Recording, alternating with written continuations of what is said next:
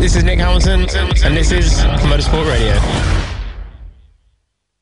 Motorsport Radio. Hi, I'm Jonathan Ray from the Kawasaki Racing Team. Hi, this is Nick Hamilton. Hi, I'm Jamie Chadwick. Hey everyone, I'm Bradley Smith. Hi, I'm Joanne Zarco. Hi, I'm Bradley Wright. Hi, I'm Seb Morris. Hi, I'm Dan Linfoot from Honda Racing, British Superbike Team, and this is Motorsport Radio. Hello and welcome to Touring Car Talk here on Motorsport Radio. My name is Lester. We are live this evening talking about, strangely enough, touring cars. It was the final of the British Touring Car Championship at Brands Hatch at the weekend, and we will be talking about everything dramatic, sensational that happened not only in that round, but also that happened in 2018, and we'd love to know your thoughts on it as well. So because we're live right now, give us a nice tweet. It's at M-Sport Radio on Twitter. It's Motorsport Radio on Facebook. Or you can leave your comments in the comments box below. Joining us on Touring Car Talk, once again, it is Mr. Phil Kinch. Hello, Phil. Good evening, sir. How are we? Very well, thank you. How are you? How was your weekend? I can't complain. It was full of touring car goodness and even a bit of rallycross, but we'll save that for another evening. Fair enough, yes. And also joining us as well from the Checkered Flag website, and as is Phil, by the way, from the Checkered Flag journalists. Please welcome back onto Motorsport Radio and Touring Car Talk. It is Stuart Richards. Hello there. Hello there, sir. How's it going? Very well. Apart from the fact that I think I'm developing a bit of a cold, but I think I'll put that up to one side. But yeah, good to see you back and back in front of that underground map as well, just to give our radio listeners a visual indication of what Stuart is slumped up against this evening, as he usually is. Yeah, but I'm currently at some station, and everyone's walking past me looking at me funny now. So, and well, yeah, it's Stuart, if you don't know, likes underground maps, isn't that right there? Yes, love it all. Why not? I personally think I just want to put in the first vote for let's go and do the show from an underground station. That might work or not, but just to give the underground map some kudos and say, look, we picked a station from Stuart's map and we did this. It could be a good idea, I don't know. Who knows? I'll try and find a touring car related station for you. I like this. This is good.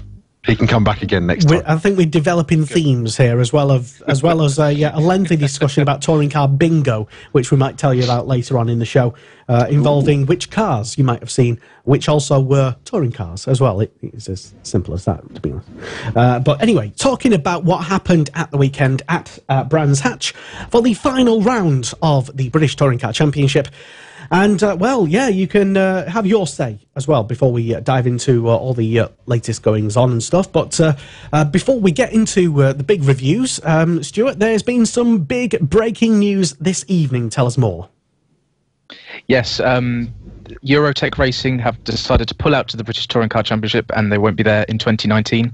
They ran in 2018 Jack Goff and Brett Smith's cars, and due to a huge sponsor, one of the main sponsors from the team, ICD, pulling out from sponsoring the team, they've decided to pull the plug on their 2019 operations, and they've decided to sell their two cars and their two TOCA licenses to an unknown team at the moment. But what I've seen online is that there's going to be an announcement by this new team in the near future at some point.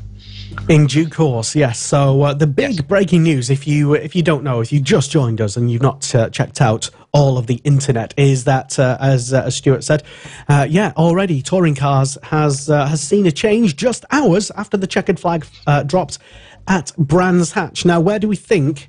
Now, we have absolutely no idea because, well, nothing's been announced other than what you've mentioned there, Stuart. But where do we think maybe people like Jack Goff and maybe will we even see Brett Smith carry on in touring cars next year? Seems unlikely if Jeff Smith's teams is, like you say, quitting or pulling out. But certainly, I mean, where do we think Jack Goff might go? I'll let you go first, Stuart. Go on. You have a think. It's you see the top teams that we've had so far in 2018, and you think, who is there to go? But I've just had a flash of inspiration there, because if the rumours of Jason Plato going to a front-wheel drive team, could we see a dream team at BMR with Ash Sutton and Jack Goff? Could we? Wow, that is a question. It's an interesting one. That's an interesting one. It'd be very, very interesting. fuck, I can't. Every other team seems to have all their places filled out with top drivers, and obviously Jack Goff is hot property because he's a race winner. He's very quick in qualifying. He's had the most pole positions over the past couple of seasons. So I can't. When it all comes out, it might be a big surprise. It might not be, but I can't see where he would be next year. Well, just the announcement this evening was a bit of a surprise, though, wasn't it, Phil? Yeah, I'm still reading from that. So, sorry, Phil. No, that's all right. I was as well. I saw that come up and went, really? Wow, that was a shock. Although I must admit, from previous experience when we've had previous seasons of BTCC finish, there has normally been either some sort of driver announcement, some sort of confirmation of a team leaving. There's always been something to sort of get everything underway with a bang. So I'll be honest, I am sort of quite shocked at the announcement, but as we discussed last week, actually, sponsorship, money, the whole package is very, very important to racing British touring cars. And again, it's not just a case of ferrying the teams around, getting all your equipment around, getting to each race and all that. You've got to have the finances in place. So when a sponsor leaves, it is very difficult to recover. The decision made obviously by Eurotech is, they've pulled out completely. So the cars have been sold on, the licenses have been sold on. Myself personally, let's not forget Jack Goff was a Works MG driver a couple of seasons ago. He didn't have the greatest of times, I must admit. But a lot, like Stuart said, it's possible you could see him at BMR. Again, if they just, the thinking obviously there with Stuart is, if they ditch the Hondas, ditch the Subarus for the Hondas, I'd be surprised, but still.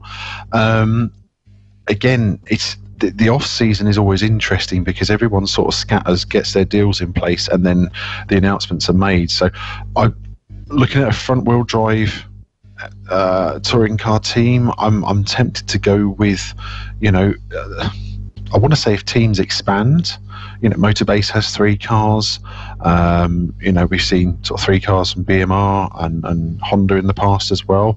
This could open up a 3rd car possibility. So I'm going to go with a couple. I'd love to see him at Motorbase. I think he'd be great in the Focus because we know the Focus is a well-sorted car. I'm going to go as far as my BTC Norlin Honda boys. I think, another driver with a team next year would be impressive, and Jack is one of those great drivers. He's got 2 years of experience with a Honda. And I don't know, I'm even going to guess at possibly a Works Honda driver. Like I say, he's been a Works driver before, as best as you can call, Works teams in the BTCCs that. So you never know, possibly a 3rd Works Honda alongside Camish and Neil. As Stuart said, we'll see it sort of come out in the wash when everyone confirms what's happening, what teams have got the cars, who've got the licenses, and obviously where Jack goes. So, but yes, I utterly agree. It would be a shame to lose Jack. I think it'd be a shame to lose Brett Smith, but at the same time, he's had an impressive first full season in the car. However, we just have to see what happens. It is typical BTCC touring car. Typical BTCC merry-go-round. We'll put the teeth in gear and try that again, and we'll obviously know in due course. I like the possible cheeky suggestion from Stuart, though, that maybe, as he said, Jason Plato could be involved in this somehow, some way. Maybe I don't know. Yeah, I mean, could it potentially do the cars even have to go to? I think we talked about it briefly on last week's show regarding maybe 1 car teams could expand to 2 car teams, etc. But could it be a team that's not even on the grid today? Could it be a brand new outfit? The suggestion from the press release is that it's not, but we could be surprised. I'll be honest, the press release doesn't give much apart from we'll hear soon, which is, we're going to look forward to this one with bated breath because it's been proven this year the Hondas are one of the best cars to have, be it the older type versus the newer type. So whoever has got these cars, 1, has 2 great cars, and 2, if you have a driver with experience, if Jack follows one of these cars across, it's looking good. So it would be interesting to see where they found a home. And Stuart, I mean, give us your thoughts once again on potentially on what I just suggested. Really, could it even be a brand new team to touring cars? Are we missing something out there? Well, I've made a sort of like a left field prediction of one of the Clio Cup teams coming up from obviously the Clio Cup up into the British Touring Cars. There's been talk for most of the season of one of the new Clio Cup teams, Matrix Motorsport, expanding into a British Touring Car outfit. So my first thought, as soon as I saw the Eurotech news and they've immediately sold their TBLs and cars, my first thought immediately was Matrix, which also opens up a discussion about will they bring up one of the drivers from the Clio Cup or will they just stick with Goff and Smith? It's difficult to tell. Very possible, yeah. The BTCC having a very long line of Clio Cup drivers coming through. It's almost the official driver factory, isn't it, for BTCC, the Clio Cup, as so many drivers. I'd say, well, who hasn't come from Clio Cup, to be honest? It's hard to pinpoint the ones that haven't. But still, that's happened. If you're just tuning in to find out the news, in that, we've lost one team already in Touring Cars, only a few hours into, I suppose. Is this still counting as the 2018 season? Because in my mind, after the end of the season, it's officially, it's the next season, since everybody's already prepping for 2019 already, isn't it? So, or does the new season start on January 1st, or whenever Autosport is? Well, as soon as it turns to 2019, it's 2019. But I tagged the Eurotech article as 2019, so I count it as that. Yeah, I'll go with that. We're into 2019. 2018 finished on Sunday. Exactly. Cups awarded, points awarded, etc. It's all all done and dusted. So yeah, we're into 2019. Get there as soon as you can. So, talking about the actual racing as well, because there was racing. Well, before we talk about the racing, talk about qualifying. There was a big drama in quali involving, or was it in practice? I think it might have been in quali, actually. Ash Sutton. It was a practice. In practice 2, he had I think it was a throttle issue, and heading into Paddock Hill Bend, he couldn't slow down the car, and he went straight off into the barriers. And BMR had quite the job to try and fix his car ready for qualifying. He was fastest in practice 1. Practice 2, he was second at the time, and that sort of dented his hopes to end the year on a high. But as we'll find out later, it didn't really matter in the end anyway. Yes, well described, Stuart. But yeah, that happened, and qualifying, Phil, it was, talk us through what happened. So yeah, it's been an interesting qualifying session. I think you can safely say that Brands is a Honda circuit. There's not many circuits on the calendar that aren't Honda circuits. But yeah, Honda's in the top 5 positions, with Brett Smith taking his maiden pole position the weekend. A really, really a really, really good result for what he was able to achieve. And at the same time, seeing the string of Hondas, both old and new, line astern, in the top 5 is brilliant. So you had Brett Smith on pole. Dan Camish was right behind him in the brand new FK8, and we've had Matt Neal backing that up. Jack Goff brought the second Eurotech Honda into 4th place, and then Daniel Lloyd, again a shout for BTC Norlin, reaching the top 5. I have to say that we almost had Chris Smiley make it a Honda top 6. However, he had a time deleted, unfortunately. So it's definitely one that we weren't expecting. The Hondas were out in force, and as well as that, these guys were light on weight. I think Jack Goff maybe was the heaviest car out of the 5. So yeah, definitely worth watching. And again, it was a mixed top 10. You had the likes of Senna Proctor, Chris Smiley, Aidan Moffat making his way back up there, Ash Sutton, even after his FP2 incident, and also Ricky Collard as well. Showing that for the 4th weekend in a row, he's adapting to the BMW, and he was able to get the car up there after his fantastic performances at Silverstone. Yeah, certainly. And Dan Camish finally breaking his duck then, Phil. Yeah, and I'll be honest, I sort of tweeted this. I don't know if me and Stuart are on a level here somewhere. We'll have to check this in a moment with him. But I tweeted this. The wins are suddenly, after all year, Dan Camish trying so hard, to get pole positions, to get wins, and he finally gets 2 wins in a row. The first one impressive, because he's managed to stay in front, keep the car in one piece and doing everything he needed to. The second win even more impressive because he was on full ballast due to his race 1 win. So it was literally a situation of they were, I think I tweeted, they were coming like London buses for Dan. And you had a Honda 1-2 2 races in a row as well. So Matt Neal, again, finding form that we know he's capable of at the end of the year. And to me, that sort of gives a shout as to what we can potentially expect next year in the British Touring Car Championship with Honda. First year of development for the cars, and after taking 2 wins and 2 1-2s at the end of the season, you could potentially see them coming to the fore next year and looking at a potential title tilt as well. Your take on Stuart on the race 1? How did it pan out for you? Did you enjoy it? I know you were especially focused on just enjoying the racing rather than doing all the reporting and chasing around and doing the things that journalists usually do and having one eye off the ball. But for you then, how did the actual racing weekend in touring cars happen for you? Was it as good as you thought? 1. Yeah, definitely. For race 1, I take my hat off to Dan Cammish because recently, well, not recently, but in previous races he's led before. He's had his tyres go off or something go off and he's slowed down. He's obviously been overtaken there to settle for 2nd and 3rd. But I salute him for keeping behind Matt Neal behind him and taking his first win. Then obviously the second race, fantastic again. I agree with Phil. Full ballast, that is such a difficult thing to do, as we've seen. Like we've seen Tom Ingram win 1 race and all of a sudden the next race he's got full ballast on, he comes about 12th or something like that. So hats off to Dan Cammish. Matt Neal again, fantastic again. He is going to be, those two are going to be properly, I have to use the word deadly next year, because that car looks incredible.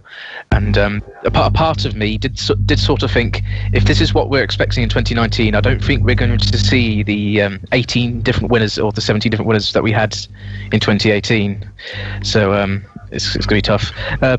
Hats off to Brett Smith as well, finally getting his maiden podium, and it's a shame that it's probably his last ever podium. Yeah, I know we might not see him again, but the irony in that, though. Unbelievable. I know, it's his qualifying and practice pace has been fantastic this year. He's had a few good results, but his race pace never really sort of like showed his 1 lap pace. But finally, it all came good. Then it's taken away from him. So yeah, and if we're getting onto the 3rd race in a bit. What else can I say? If you've seen the 3rd race, you know exactly how fantastic, how brilliant it was between Josh Cook and Ash Sutton. 0.032 seconds on the line. I sat there on the edge of the sofa, not worrying about having to write about it. I've hands over my eyes, partially looking through them as 2 best friends coming together. I think that's what all the BTCC is all about.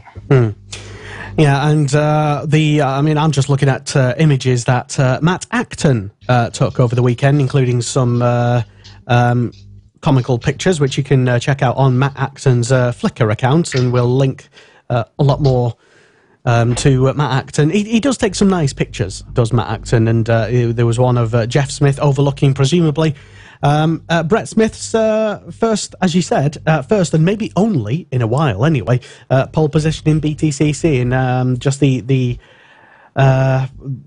irony of having to, I suppose, sell up and pull out of the championship within hours of the weekend ending is must be painful for the Smiths. So unfortunate for them. I'm sure they will continue to race, though, maybe in other categories, maybe back in minis or something like that, or somewhere else. So I'm sure it's not the actual end of Brett's racing career. But I suppose we'll just have to wait and see what they do. I suppose we will let you know. Where was we talking about race number? You sort of like rattled through all the races there, though, Stuart. So sorry about that. Yeah, no, it's okay. We've got a long show. I mean, we can repeat ourselves, I suppose. I've got too excited. That's fine. Yeah, but I was just planning on going through it race by race. But Phil, race number 2 then, and Dan Cammish, pretty good result from him. Yes, definitely. He was able to, like I say, convert pole position from his race 1 win into his second win of the day. He was able to definitely, like I say, show excellent pace with full ballast on, and as Stuart said, that's not an easy thing to do. As we well know, a lot of drivers suffer with full ballast on the car, and also a lot of drivers are able to make it work as well. Dan in this case was able to make it work quite well. Matt Neal, as we said, followed him along the line, second Honda 1-2 of the day, but it was Andrew Jordan for me that showed a lot of class. Andrew was looking for a really good weekend, trying to stay in the championship hunt as he was, and third place, after I think we could say a difficult season for him. He's not had the season he expected for the second year in the BMW. He was looking for a lot more this year. And then obviously Tom Ingram, drove all the way from, once again, the rear of the grid up to 4th position in the Toyota with no weight. Like we said last week, this is just phenomenal. He's the car has no weight in it. It is like a rocket ship. I loved his joke actually on live on TV about the fact they'd had a chat with NASA and said, can we borrow the rocket ship this weekend? We'll just pop it in for race 2. Ironically enough, there he is at the end of race 2 in 4th place, having pushed his way all the way to the front. He was literally ticking off cars as he was going past. And you're thinking, do you know what? There is quite a possibility, he could have taken the championship title battle to the third race had he made it. But I sort of get the feeling once he got to the Neal Jordan battle that it's almost as if there was more risk there. Jordan and Neal didn't have too much to sort of concern themselves about, so they could battle quite happily. But with Ingram, he had a title on the line, and push as he might, he just wasn't able to get past. Aidan Moffat, another driver who's had a big weekend, on Sunday. Again, he's had a difficult time, although he's taken a victory. It's been a situation of, he's not had one of his best seasons. So Brands at the end of the year seems to be where his form has sort of been in an upturn, and that's pretty good to see.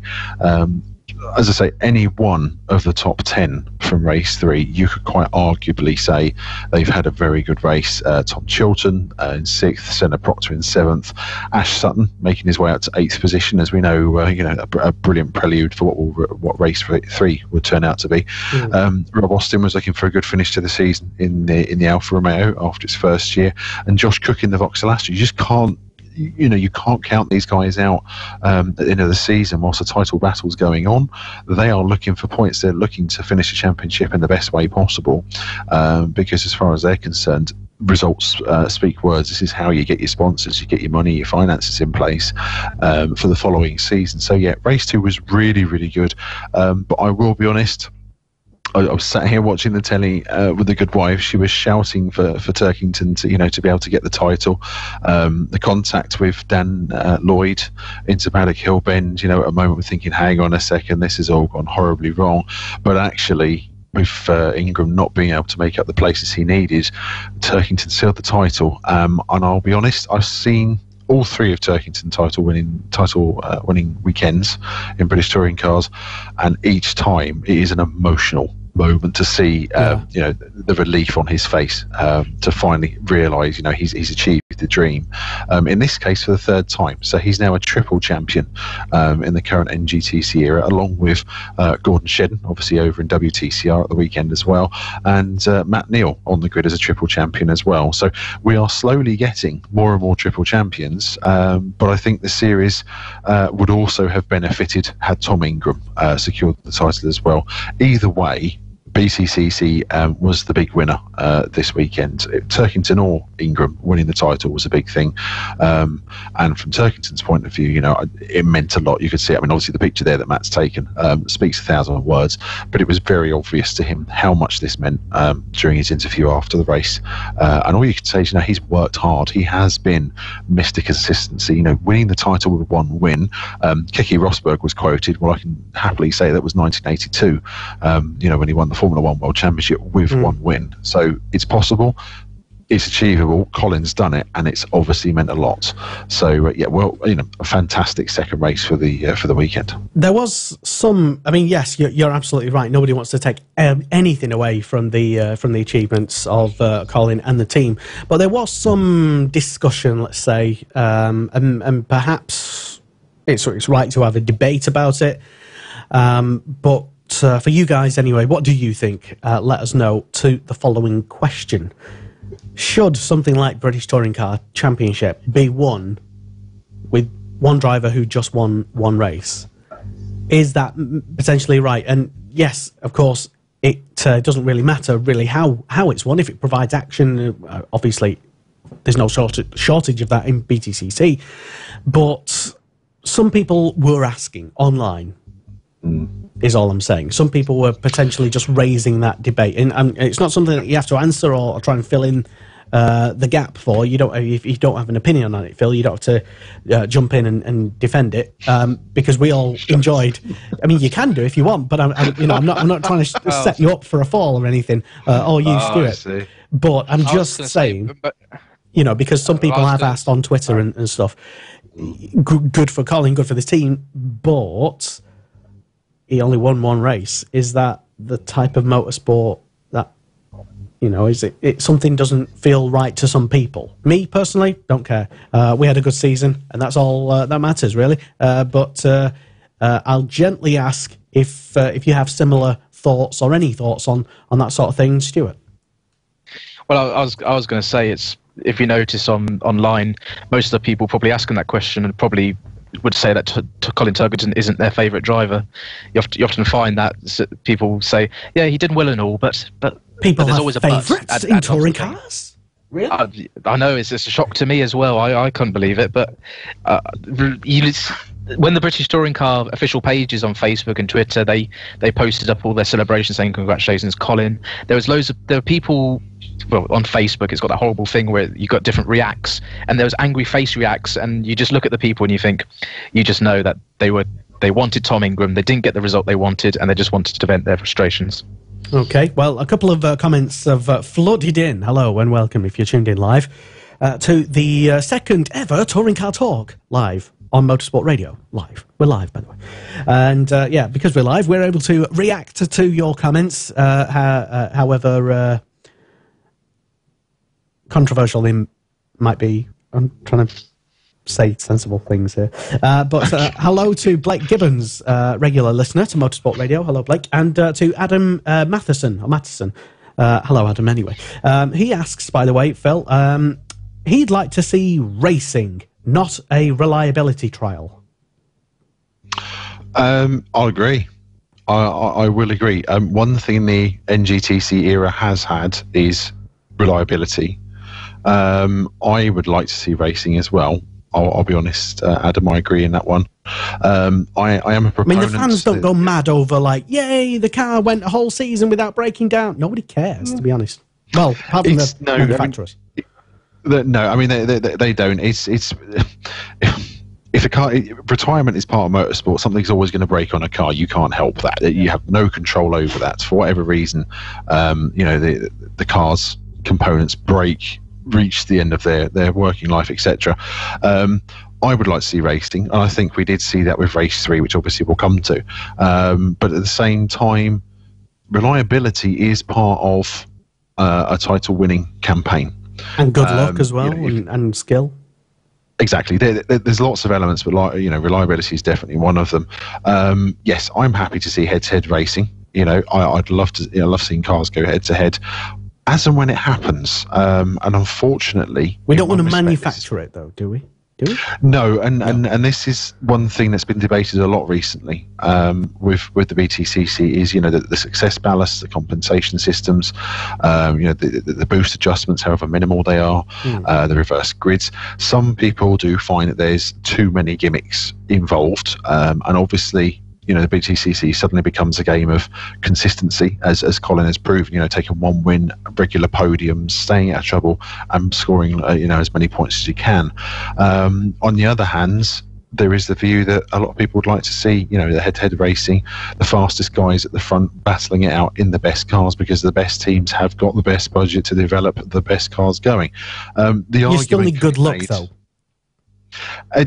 There is still the luck that can't be, you know, denied at all, and we know how cruel, you know, having watched motorsport as many years as we all have between us, motorsport can be a very cruel thing, luck-wise. The guy that you often cheer on and is deserving to take the win can suddenly have a tyre deflate, an engine blow up. We could name how many reasons we've seen in the many previous decades of motorsport. So yeah, I agree, Adam. I'd like to see the fastest guys race head to head and win the title. The fastest guy wins the title because it's in the best car, best team, etc., etc.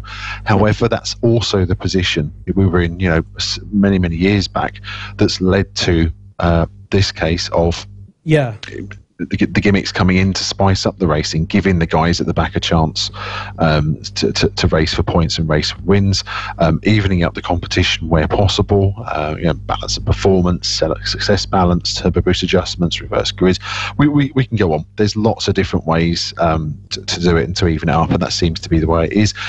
You never know. We could see a swing in a different direction, heading back towards the fastest guy wins in the fastest car.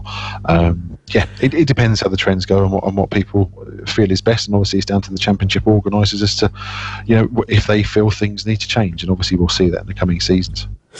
Super diplomatic there, Mr. Kinch. I think you've got a future. Thank you very much. Somewhere in motorsport. But let us know your thoughts if you tuned in to the second ever live Touring Car Talk here on Motorsport Radio. My name is Lester. Phil Kinch is here, as is Stuart Richards, both of the Checkered Flag website, who do brilliant articles on there. Check them out. There's, I think a lot of people, just going back to what you just said, Phil, a lot of people, understandably, because we've got new fans coming in who aren't as old as old fans, who don't necessarily remember why we have the systems that we have to produce the current TOCA package and the TOCA weekend of racing. You know, like you say, the format of 3 races, the reverse things, and the whatever else. These were all brought in for a very specific reason, because presumably whatever it was before. And, you know, even I've forgotten, you know, even a few years ago, because I'm just as social media forgetful. I think using social media rots your brain. Whatever. Anyway, going back to my point, which I've forgotten I've even made. There's a reason why we have what we have today. And that's presumably because what we have today is better than what was previous. Because every change, you'd have to say, was a change for the better, a change for improvement. And what we had previously was good when it was good, but eventually it stopped working. I'm going to take a classic example. If you go any of the, you know, the guys watching this evening, or catching up later on when they're listening on the way to work the next few days or anything, go onto YouTube and just type in BTCC, and if you look for Super Touring or Group A, so they're the best examples I can give as to seeing the fastest guys at the front racing head to head. But even that system, I mean, we forget during that era, as we all like to cover it as being the golden best era, best standard of touring car racing. You know, some of those races, some of those championships in that era were decided rather questionably. And if you try to implement those rules that existed back then, for example, now there would be lynchings, for example, with drivers winning championships who never even won a single race, for example.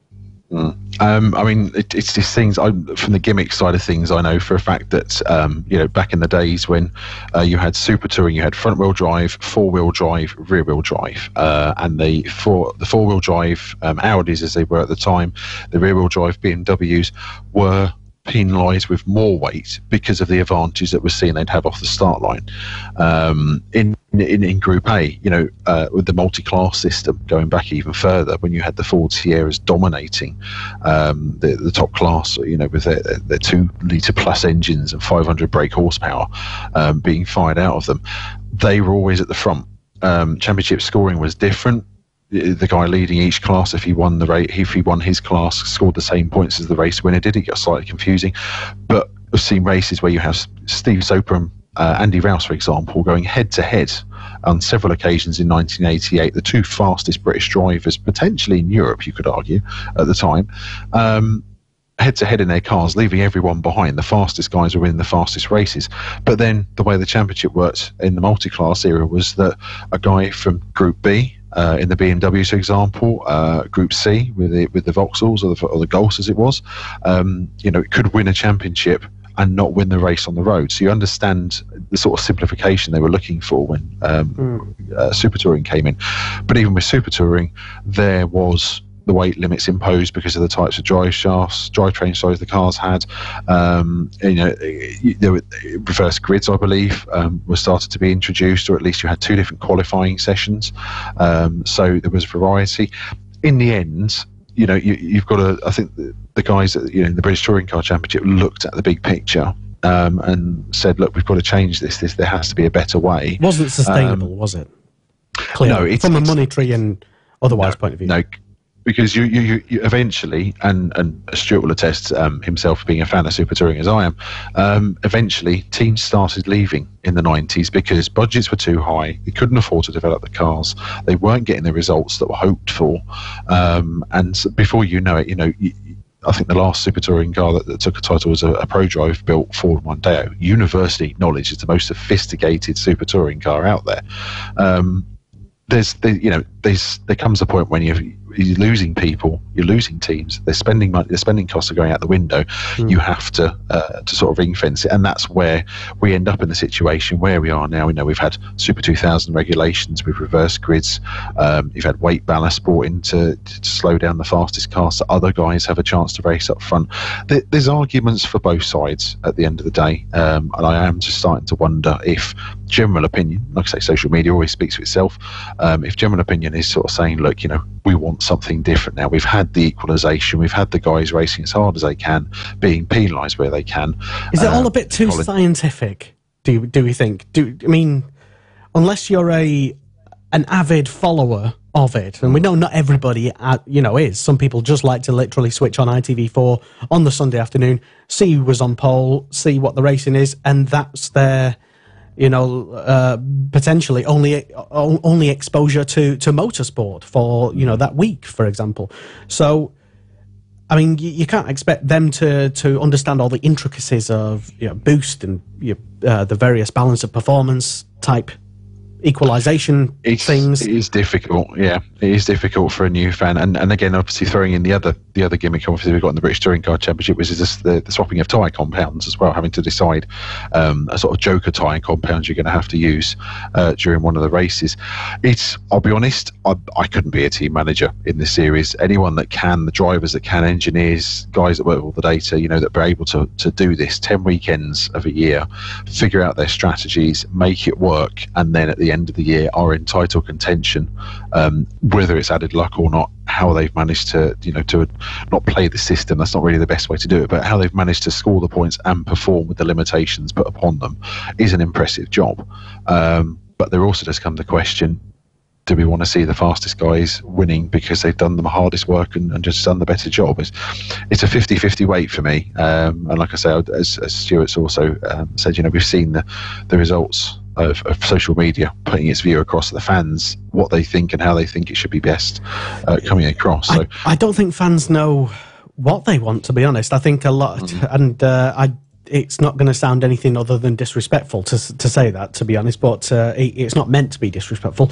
But for example, like there was a massive survey a couple of years ago done with Formula One, where F1 opened up its views just before the big Liberty Media buyout, I think, and they did a massive big survey, and everybody basically just wanted lots of Senna 80s and things they remember from whenever it was when they were young, sort of era, which is basically the same as what we're saying right now, is that we want basically when it was good back whenever it was when we were younger, i.e. Super Tourers in many people's cases. But there again, that's sort of a bit disrespectful to all the brilliant, amazing races that's happened in the last few years of this era, which is a golden era. I mean, people who aren't necessarily ranting and raving about this era, in a few years' time, we'll be talking about this era as being a golden era, when the next era comes in, whenever that is. Maybe electric cars. Ooh. And as we're looking to it, that's where we're heading. The regulations are heading to include hybrid, and also, it's great to look back historically through rose-tinted glasses, see all the fun that was had, but you do question. There's a reason why we're in the situation we're in now, the reason why the championship's done what it's done, because of how it is. It's great to look back. It's always, I'll be honest, I look back at 80s and 90s Formula One races with much enjoyment, but I stopped watching the sport back, 2013, 2014, because I got into the stage of it's too complicated, it's too much going on with energy recovery, engines, penalties that, one guy has several components changed on his car and he might as well go and park his car in the sort of neighbouring country when it comes to the starting grid. And honestly, if when touring cars does go fully electric, which is probably going to happen, or partially hybrid at least, that sort of situation, that sort of difficulty communicating those issues over to fans who aren't necessarily, hardcore people, hardcore fans, that issue is only going to get worse, isn't it? Yeah. Stuart, I'll let you feel this one. Sorry, I know where I feel from a TCR point of view on this. We're talking BTCC, but yeah, it's difficult. It's whatever Toka or whoever decides where to go, that's the way they'll go, no matter what sort of outside influence is being said. It's obviously you get your surveys and things asking fans what they want, and most of the time probably organisers and series sort of runners might want that, but you got to have teams to agree to something. You have to have maybe tracks agree to something. You have all the drivers, teams, everyone to agree to one thing, and I can imagine it's very, very difficult for that to happen. Super Touring, it was. When that started out, to get very historical here, it was agreement between a few, Andy Rouse and some others, to come together and say, look, what we've got now is what we've had for so many years. Let's change it. Let's make it fairer. Then obviously it grew and grew and grew and went on to BTCT and all that. And there will come a time when this NGTC ends and whatever comes next will become the norm. There'll be people complaining about it. There'll be people raving about it, saying it's the best thing since sliced bread. You can't please everyone, and whatever happens, we'll still be watching. We will. That is the almost certain outcome in whichever case. We will still be watching, and in some people's case, maybe yours, I don't know if you're tuned in live, maybe you'll still be anger watching. And still complaining about so and so. But whatever happens, we can all have a good moan about driver standards. It was not bad in the final roundup. Brands, was it, Stuart? Was that the takeaway? Not as bad as not particularly. No, not really. There weren't really any standout incidents. There was a tweet by Dan Lloyd after the second race where he had a picture of the rear of his Honda Civic and a big bullseye target on the back. I don't know whether that was in response to Colin Turkington hitting him or something else that happened, but something that happened off camera. But nothing too bad. There was an incident qualifying, but both Tom Chilton and Dan Camish shook hands and said, "Look, I didn't see you," and nothing else was said about it. And that was about it, really. I think we all just enjoyed a festival. It is more like a festival, isn't it? On the final day at Brands Hatch. Last day of term. Exactly, yeah, last day of school, and everyone just there to enjoy whatever happens. And that's literally what did happen. Everyone had a good time, and much fun was had by everyone.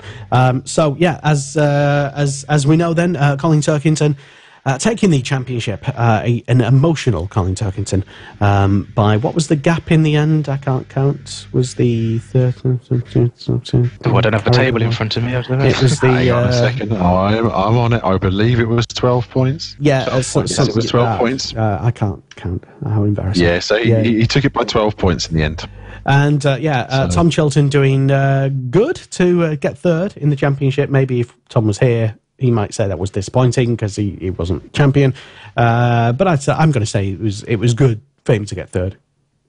Whenever Tom Chilton's up towards the front anyway of any championship, it's generally a good championship. His main aim was to get the Independence crown, but when I spoke to him a few weeks ago, he did say he was trying to look for top 3 in the overall championship as well, and I imagine he's pretty pleased with that. So there you go. Ash Sutton just narrowly winning the final race of the year by, what was it, a half a tenth or something like that. I'm going with an eyelash, personally. It was 0.032 of a second over the line, a drag race with Josh Cook. Going out as his act as, well, I was going to say his final act as champion, but he'd already been dethroned by then. Still a good send-off for his 2018 campaign, Ash Sutton, and still proving that car can win, Jason. Just saying. That's all. Let's. What? Was it 5 wins, Ashton, this year? Yeah. Car's fine. Everything's great. Love it. He did kind of show Plato up a little tiny massive bit, though, didn't he? Because from all the moaning and complaining that Plato did, people just looked at the other side of the garage. Oh, you've won again? Okay. Well, what's your problem then? Okay. I'm sure that wasn't the case. I'm sure he was very happy to see it. I'm just going to point out there's something I saw on Twitter on yesterday, which I thought was very apt. And again, if you can find the account on Twitter, I believe it was something called the Gallery of Speed. Now, what they've effectively done is taken the BTCC race from 1988, where Steve Soper, in his Eggenberger Texaco Ford Sierra, was racing Andy Rouse in his privately run Ford Sierra. If you look that up, if you're into your historic touring cars, that is a phenomenal race, because these two guys basically leave the rest of the field for dust whilst battling hammer and tongs. And I'm pretty damn near certain that there's rain involved at one point and they're on slicks. So it just makes it all the impressive how many times they try to pass each other. But what they've done is they've amalgamated parts of each race with race 3 from Sunday, with Ash Sutton and Josh Cook battling side by side. Now, okay, they didn't leave everyone behind. It was really close. But it's just the fact of these two guys. It's almost like someone sat there and reenacted racing from 30 odd years ago. It's brilliant, to see. Cook and Sutton, as it was made very clear, they're good friends, great racers. Raced hard, raced fair.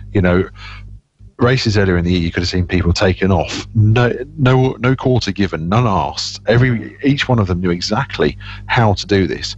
And like I say, if you look on Twitter, I think it's the Gallery of Speed, I believe it's called. You'll find this little amalgamation. I think it's brilliant. It is really as if someone's done a bit of a time capsule thing without instructions. It's great to see. So yeah, definitely one to look for. So yeah, just to expand on that from Mr. Cook and Mr. Sutton, by the way, if that potentially qualifies as maybe a race of the season in your mind, then you can nominate it for a Motorsport Award, which nominations have just opened, by the way, for the... see what I did there? It's like I'm a professional. That was subtle. I like that one. That's a good one. It was Ash Sutton. Broke it. Here we go. Well done for Josh cooking that up. So the Motorsport Awards, by the way, is a brand new thing for 2018. And 2018 already, 2019. Brand new thing this season. And the nominations phase has opened already. Go to motorsportawards.com to make your nomination and suggest people who should make the shortlist for the overall final vote, which gets released on November the 5th. And why? Well, because we're not just asking all the obvious questions like who was the best driver, who was the best race team, best rider, if you happen to follow bikes, for example. A lot of people do. But also, we're looking to potentially award people who are unsung heroes as well. So, best marshal / official of the year, that can be nominated for. Best charity campaign as well. There's already been, I think, some people getting involved in nominating for that side of things. And also things that you don't usually get to see being cheered about, like best young driver as well. A lot of talk for a lot of the Ginetta people, Ginetta juniors, being talked about as potentially being nominated for that category as well. If you have any alternative opinions, then head to motorsportawards.com. Also, motorsport.radio as a place where you can nominate your best people, I suppose. It's motorsport.radio/awards or the official site, motorsportawards.com, and get your nominations in for there's like 38 different nominations in total, so quite a lot to go through, and it goes into quite a lot of detail. Everything from all the usual sort of thing: best driver, best team, best championship, best race circuit as well. How are you going to vote on that one? Is it going to be best facilities, best cheapest prices, best and easiest place to get to, most enjoyable drive to a race circuit? That isn't we could fill a whole show on best race circuit, I suppose. Best racing club, BRSCC, MSVR. Who's it going to be? Maybe Bark? I don't know. That's literally, like I said, check him out. Lots of different categories, and you can vote once in every different category, submit your nomination, and then when the final shortlist is announced on November the 5th, you can vote all over again. How's that? Have you already got your nominations in yet, Phil? You don't have to tell us who they are. Through the list. Okay. No. I'm working through the list. There's quite a few there, but definitely been working through the list of different awards and putting some names of drivers, teams, series, etc. forward. So, yeah, we'll see how we go. Yeah, really interesting. I like the idea as well. There's a lot more categories than we'd normally expect, and it does give a broad range for everyone of something different as well, not just drivers, teams, etc. Well, as you say, racing clubs, racing series, circuits. Anything is almost in there that you can get away with for having a reason for an award. Well worth having a look. Yeah, and something that goes to an idea that I think you came up with, Stuart, a couple of weeks ago, on last week's show, maybe, BTCC Bingo, in that you can also nominate your best road car of the year, which is actually obviously the best road version of a motorsport car. So if you whatever it is, I'm guessing a lot of people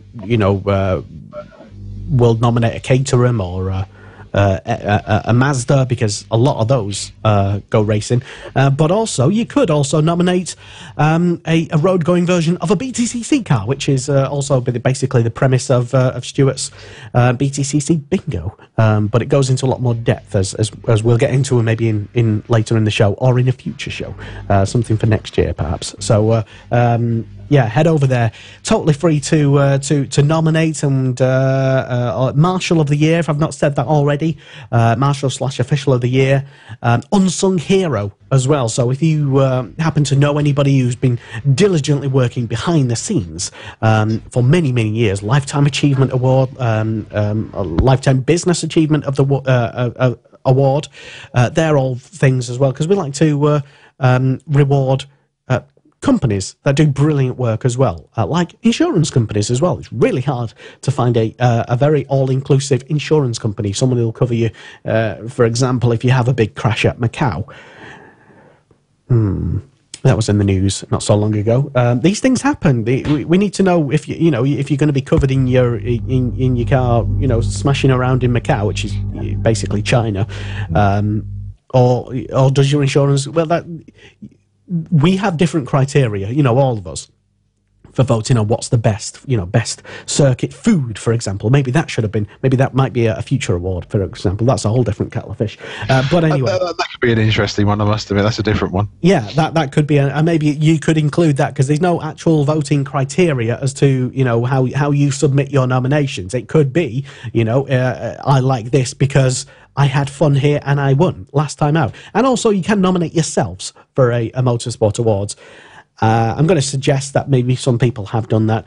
For the purposes of clarity, though, I will say that nobody involved in Motorsport Radio is eligible for a Motorsport Award. Sorry, Phil. Sorry, Stuart. So at that point, Phil takes the pencil. Doesn't matter if you knew. Otherwise, Mr. L. Forbes will be sweeping the board in the Motorsport Awards. So, yay, I won. Anyway. So, yeah, we just clarified that. So, yeah, motorsport.radio/awards or motorsportawards.com. Get your nominations in. You've got loads of weeks to do it, or 4, actually. And the final shortlist announced in November the 5th, and that's when the actual polls open for the final voting. Ooh, exciting. Right, so still staying with the TOCA grid, guys, and BTC supports. And, yeah, the Renault Clio Cup is something that you follow passionately, Stuart, and write about on the Checkered Flag website. We're back in action at Brands Hatch, and your thoughts on that weekend? Well, the title has been decided, but only provisionally, because there's still a decision about what happened at Silverstone to be decided in the MSA courts. Paul Rivett was disqualified from the second race at Silverstone, and he sort of like went to the stewards and they asked to get that overturned, but they decided to take it to the MSA courts, and they still haven't decided. So the provisional champion at the moment is James Dorlin. He went into the weekend third, 7 points behind the leader. However, he drove an absolutely fantastic weekend. He finished third in the first race. Then he won the second race, even after 2 safety cars. He was so cool, calm and collected, and he won the title fantastically. And it's a shame that even though he and Westbourne Motorsport, the team that he drives for, are currently celebrating at the moment, there's a hint that something might happen in the coming weeks where it could be overturned, and it'd be a shame if it is. Not that Paul Rivett does have a case. I haven't seen the incident. I don't know what incident they're referring to, but he was disqualified from the second race, as I said, at Silverstone, and he obviously found that so unfair, so against the grain of what usually happens in Clio Cup racing, that they decided to sort of like challenge it. And I don't think I've got my maths right, but I think if the decision is overturned, Rivett might be taking the title away from Dorlin in 2018. When are we going to find out about the outcome of that? When is the because there's if it's going to the full MSA, I suppose MSA lawyers or wherever the process is. I know that isn't a process that happens overnight. So when are we likely to find out? Well, from the press releases I'm seeing, all that it says is that Dorlin's the provisional champion, but there's still the decision to be made by the courts, and I imagine they have set a date at some point, but I still haven't seen it yet, I'm afraid.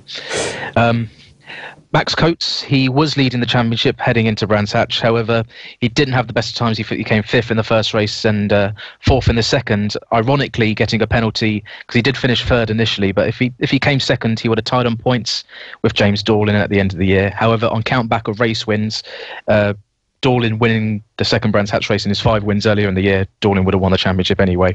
And got to give a shout out to Daniel Rowbottom. He would have needed an absolute miracle to win the title at the weekend.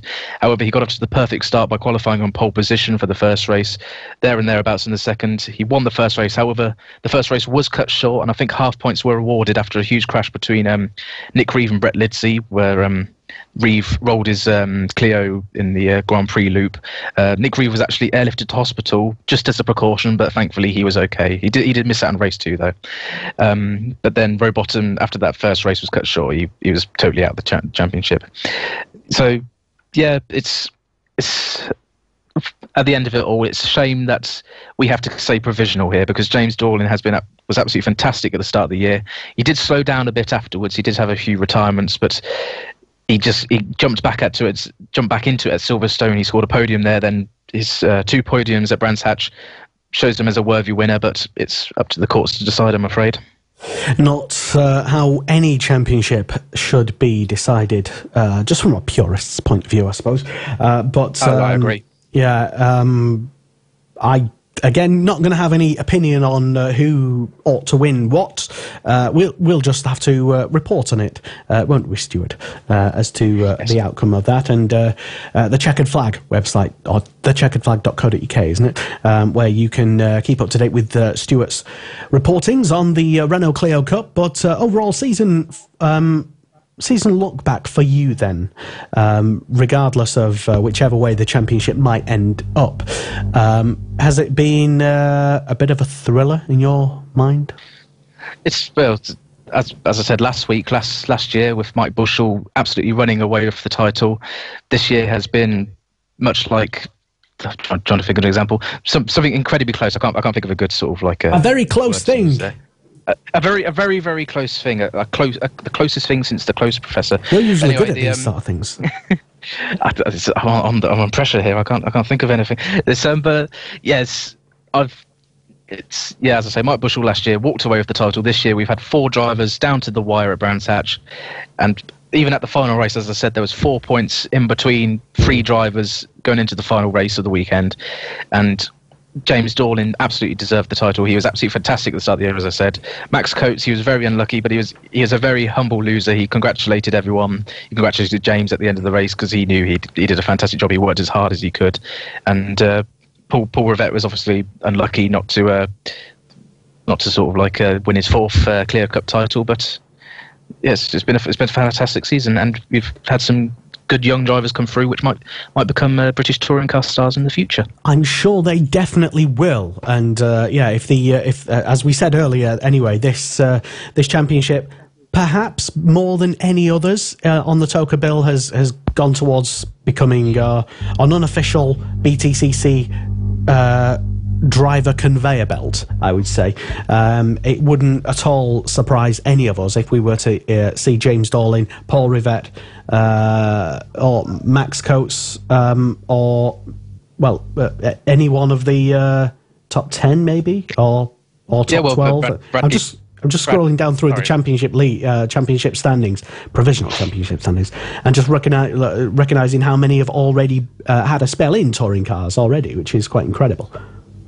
You got Michael Epps in the Matrix Clio. He was obviously at the Team Hard last year in the British touring cars. He's looking for a touring car seat next year, along with Max Coates. So we might see him back next year. Who knows? Yeah, and Nick Hamilton, I noticed, had a bit of an incident. Let's say.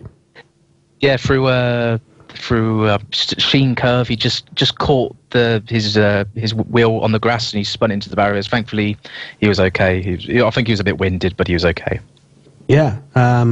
If you've not seen images of that or video of that, Google Renault Clio Cup and head to the. I'm not going to give the full website name out; it's a bit convoluted. But renaultsport.co.uk is the. There's like a little mini site for the Renault Clio Cup. If you're not aware, by the way, check that out. And they've got pictures and bits of other media. To catch up on all these fantastic support championships to the BTCC. But Stuart, let us know whenever the courts decide whatever they end up deciding. Teams Championship Provisional, I suppose, or is it Team Pyro at the moment listed on the Renault Sport website, I say, by being in position number 1, WDE Motorsport, and in second, Westbourne in third. And, could we see maybe some of the Clio Cup teams who are not in BTCC maybe step up? Did we ask that last week? I can't remember. Well, I said at the start of the show, I said Matrix, because, as I say, whispers have been often in the coverage has been about... often in the coverage it's been Matrix this, Matrix that might be upgrading their team, so... You never know. Interesting. Okay. Phil, I'm sure being an avid lover of BTCC, it's not failed to, the Renault Clio Cup's not failed to escape your attention also. So, I mean, from the races that you've seen of it as well, your thoughts on the 2018 season provisional championship? Even with the provisional outcome on it, as Stuart said, it's been another good season for them. They've had a really, really good year. Clios never fail to enthrall and always have exciting racing. You've always got several guys in the shout with a title as well. And as you said, it's near enough the sort of step down from British touring cars. So a lot of guys, as we've already mentioned, have made their way from Clios into the British touring cars. Some have been successful, some have had sort of limited success, but it's seen, if you're able to succeed in Clios, I think apart from Paul Rivett, I'm always concerned. I think Paul's been doing this for many, many years now. He is the best of the best out there. But he's maybe the one guy I think a lot of people each year during the off season. Expect to sort of see if he'll make a step up to British Touring Cars. But yeah, it's been a great season this year. Lots of close racing. I really enjoy it. Again, it's a brilliant product for Renault to be able to produce such good close racing, affordable racing as well. You've always got large grids at every round for the Clios wherever they are racing, and at the same time you just can't argue with a single mate championship, which Toka proves again and again. Renault Clios, Porsche Super Cup, British F4, it's Ginettas and Ginetta Juniors. You can't go wrong with any of these for action. So yeah, once again, a brilliant season from the races I've seen as far as Clio Cup's concerned. We could have, this would be the right time to do it, but we could potentially have a game of Clio Cup bingo, to be honest, and see which of the drivers in Clio Cup will go up to BTCC next year. You could also almost see it developing into a drinking game as well, as to how many times someone's mentioned that someone's going to. Well, okay, then go on. We won't go down the drinking game route, however. But no, it is a lottery. We've seen, I think you've seen almost, is it sort of 2 or 3, Stuart, I'm going to hazard a guess, 2 or 3 drivers per season that have made the sort of... Yeah. Around about, it's usually been the champion going up again after previously, like Bushell, Ash Sutton, Josh Cook for the previous 3 years. So, and then there's usually been someone a bit further down, like I'm trying to think, Ant Water-Niels. Well, he won the title actually, I think, and they came up. But it's all dependent, as usual, on whether they can find the sponsorship or whether a year in Clio Cup is more feasible than finding a seat in the British Touring Cars, whichever one's more available, obviously. Or maybe some of the teams might like to explore, instead of maybe going up the Toka ladder, maybe leaving the Toka ladder, going to TCR UK. I whisper, just because it's somewhat of a controversial opinion to even mention that sort of thing. We've talked about this, haven't we, Lester? You did it again. You went and mentioned this during a British... Oh, honestly, yeah. Well, we talk all sorts of touring cars here. Everyone knows. Right. Well, you should already know anyway. That's what we're about. We're not just exclusively focused on one championship, but there are more than one touring car champion. Just to drop a hint, Pyro Motorsport already competing in TCR UK. They had a go at TCR Europe, as well as doing Renault Clios, and they're in the hunt. Sorry, one of their drivers is in the hunt for the title of being the first TCR UK champion. So whilst the team's championship's already settled on that one, they're in the hunt. So again, proving that if you've got the teams, you've got the finances, you've got the adaptability, you can go and race anywhere in multiple championships and do it really well. You said it, not me. Yeah. And also, there is a hot rumour as well that I've heard on the interwebs, on the grapevine, that there might be another team or a team, let's say, switching from BTCC over to TCR UK. Have you heard anything like that, Phil? No. Okay. Just thought I'd ask. No, I'll be honest. So for the listeners, for the viewers, so we had the conversation before we came on air, because I think one of the predominant touring car reporting sites mentioned that Jeff Smith had been seen at a TCR UK round. So the round, the Silverstone round I've been to, and obviously reporting since, in the nicest way, lots of people are interested in TCR UK, to give a bit of a mention currently, and British Touring Cars is, British Touring Car teams are interested in it. I know, like I say, I'm one of the fortunate few that happens to enjoy both, and without question, but at the same time, team bosses, team principals, teams themselves are interested in dual programs. From people I've spoken to, they are looking at dual programs at least for next year, because of the viability of it. Like as we said with Clio, so the link here is Clio's is one step of a ladder up to the British Touring Car Championship. TCR UK seen as another step as well. Despite different types of cars, different regulations of the cars, you're still effectively piloting a 2-litre turbocharged touring car, with different aero, different parts of slightly different technique to make it go as quick as you can. So it's ideal to almost make the step from TCR UK to British Touring Cars. And if anything, two people, have competed in both this year. Aidan Moffat started the year in both TCR UK and British Touring Cars before focusing solely on BTCC. And Dan Lloyd has been racing in both series for the full season. He's taken a race win in British Touring Cars, as we know. He's been very successful in TCR UK, and he's looking, to again the other title protagonist when the finale takes place in a week or so's time. So it's not difficult to sort of have a go. If you're a talented driver, you've got the budget, and you're able to get to a team that's willing to participate. It's not difficult to see people doing dual programs or teams having dual programs and having having TCR UK as a step up to the British Touring Car Championship, giving younger drivers a chance to sample the machinery before learning to make the step up and taking that experience on from there. Exactly. Well said, Mr. Phil Kitch of the Checkered Flag website. Any complaints? Address your compliments to Phil Kitch. Thanks. The inbox has suddenly gone much fuller. But yeah, just to let you know, if you didn't know, and some people don't, the next round of TCR UK is when, Phil? It is on the 13th and 14th of October, the finale at Donington Park.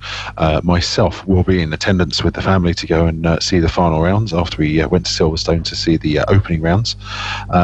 So yeah, if you're interested, you want your touring car fixed, because there are lots of other touring car series out there now that British Touring Cars have finished, and I know a lot of fans often get withdrawal symptoms, and I've seen Stuart sort of shaking now and then as well. I'm trying to sort of wean him onto TCR if I can. I'm working on it. It's a work in progress. But yes, if you fancy some touring car action, 13th, 14th October, Donington Park, you can see the TCR UK finale.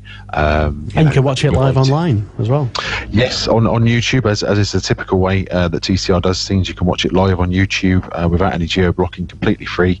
And you can also, like I say, follow timing online as well through TSL Timing. So yeah, well worth the go if you want your touring car fix. Exactly. Right. Yes, the reason why we mention that is because, as I said, and we really meant it, we don't just talk about any one particular touring cars here. It's not a BTCC fest here on Motorsport Radio on Touring Car Talk. Otherwise, we'd just call it BTCC Talk. But yes, it's not that. It is touring cars, and we talk about loads of different touring cars, including something called the World Touring Car Championship, which I understand is still a thing, still going, and we'll talk about it next. Motorsport Radio. Hi, I'm Jonathan Ray from the Kawasaki Racing Team. Hi, this is Nick Hamilton. Hi, I'm Jamie Chadwick. Hey everyone, I'm Bradley Smith. Hi, I'm Joanne Zarco. Hi, I'm Bradley Wright. Hi, I'm Seb Morris. Hi, I'm Dan Linfoot from Honda Racing, British Superbike team, and this is Motorsport Radio.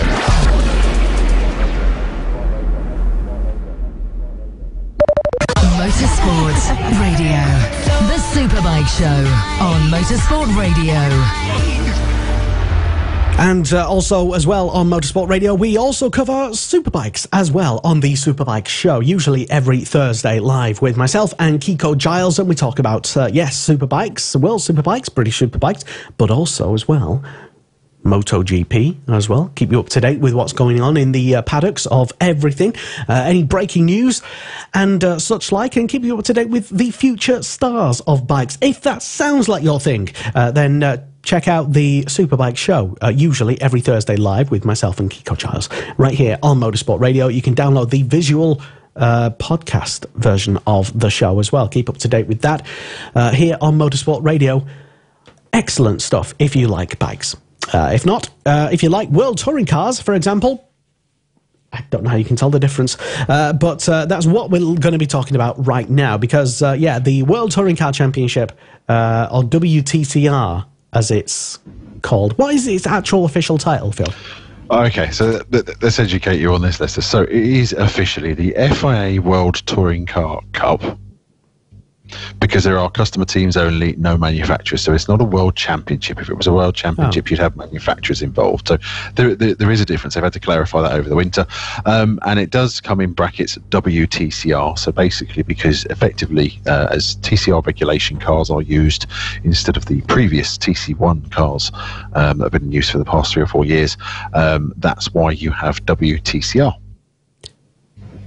Yes, I'm still going to call it World Touring Cars, if you don't mind. Oh, okay. So this will carry on to next week. I'll keep working on this. Okay. It's fine.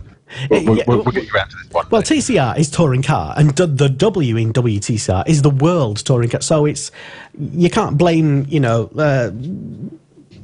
people like me for thinking that it's still called World Touring Cars, and that is kind of what it used to be anyway. So we'll go with World Touring Cars. I can go with that, but World Touring Car Cup, the differences, and this is something I must admit the organisers are very, very particular on being detailed with over the winter. From the change from WTCC to WTCR was definitely going from a World Championship to a World Cup, because in a World Championship you have manufacturers involved as far as the FIA is concerned. If it's customer racing only, no manufacturers, then it is a World Cup is the current definition, or European Cup or European Championship, etc. And there we go, kids. That's how you know. Take it from the TCR guru, Mr. Phil Kinch, which we'll get onto talking about your many publishings in various places online later. Fill another 10 minutes with just listing the different places where you write for. But anyway, yeah, that was an important difference, which we all should know about. I'm not saying you should care about it, but it's an important difference. And there was an important race which happened at the weekend in Ningbo at China. And it's one of two Chinese. Is it 2 or 3 Chinese rounds? Yes, no, you're doing really well. Yeah, two Chinese legs. Ningbo last weekend and Wuhan this weekend, which are very good. I was waiting for that one.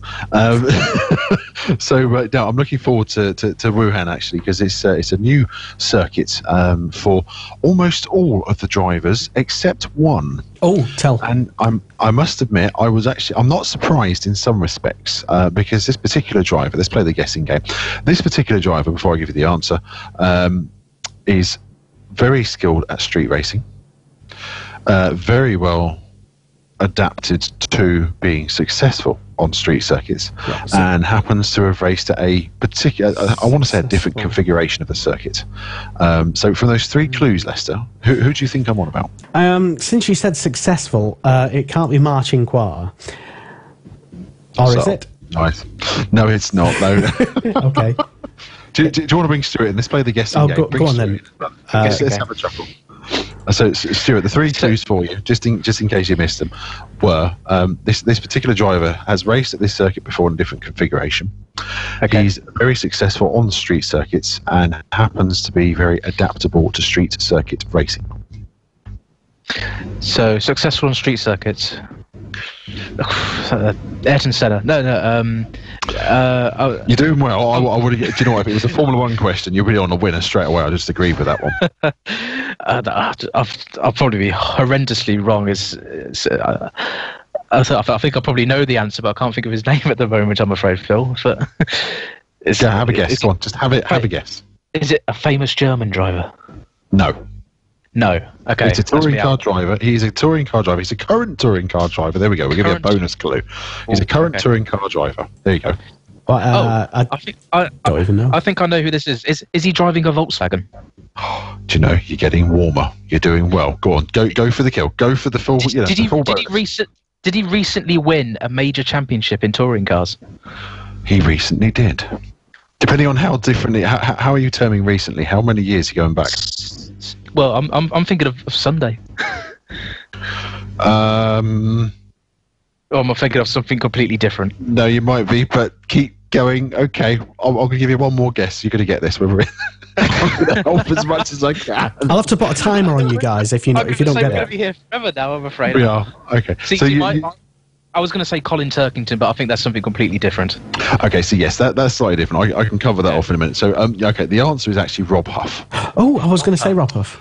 Yes, so Rob Huff, he's for the touring car fans out there who are Huffy fans.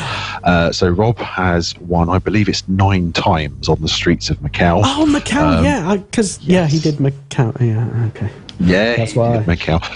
If you go back and look, I believe it's 2015 was the first time that TCR cars were allowed to race at Macau. He utterly dominated the weekend. I think he set pole by a second and a half from the next guys on the grid. He utterly dominated the Macau weekend in a Honda Civic. And yes, Rob is the only driver out the field that I'm aware of, and from research shows that he's raced a different configuration of the Wuhan circuit. There's a completely new configuration in place this weekend. Something that was made very clear over the weekend as well. So the two Chinese legs, both Ningbo and Wuhan, this week in China is a big week, a big holiday week. So a lot of people travel, catch up with family and friends, go out and enjoy themselves. So the two motorsport events are actually strategically placed as well. And Wuhan is also I want to say the Chinese alternative of Detroit. So for the Chinese automotive industry, it's a big place with a lot of manufacturing taking place as well, a lot of interest in the automotive industry for China. So not only is WTCR there, I'll happily, because I love the fact you've come up with the Turkington Volkswagen connection, Stuart. That's brilliant.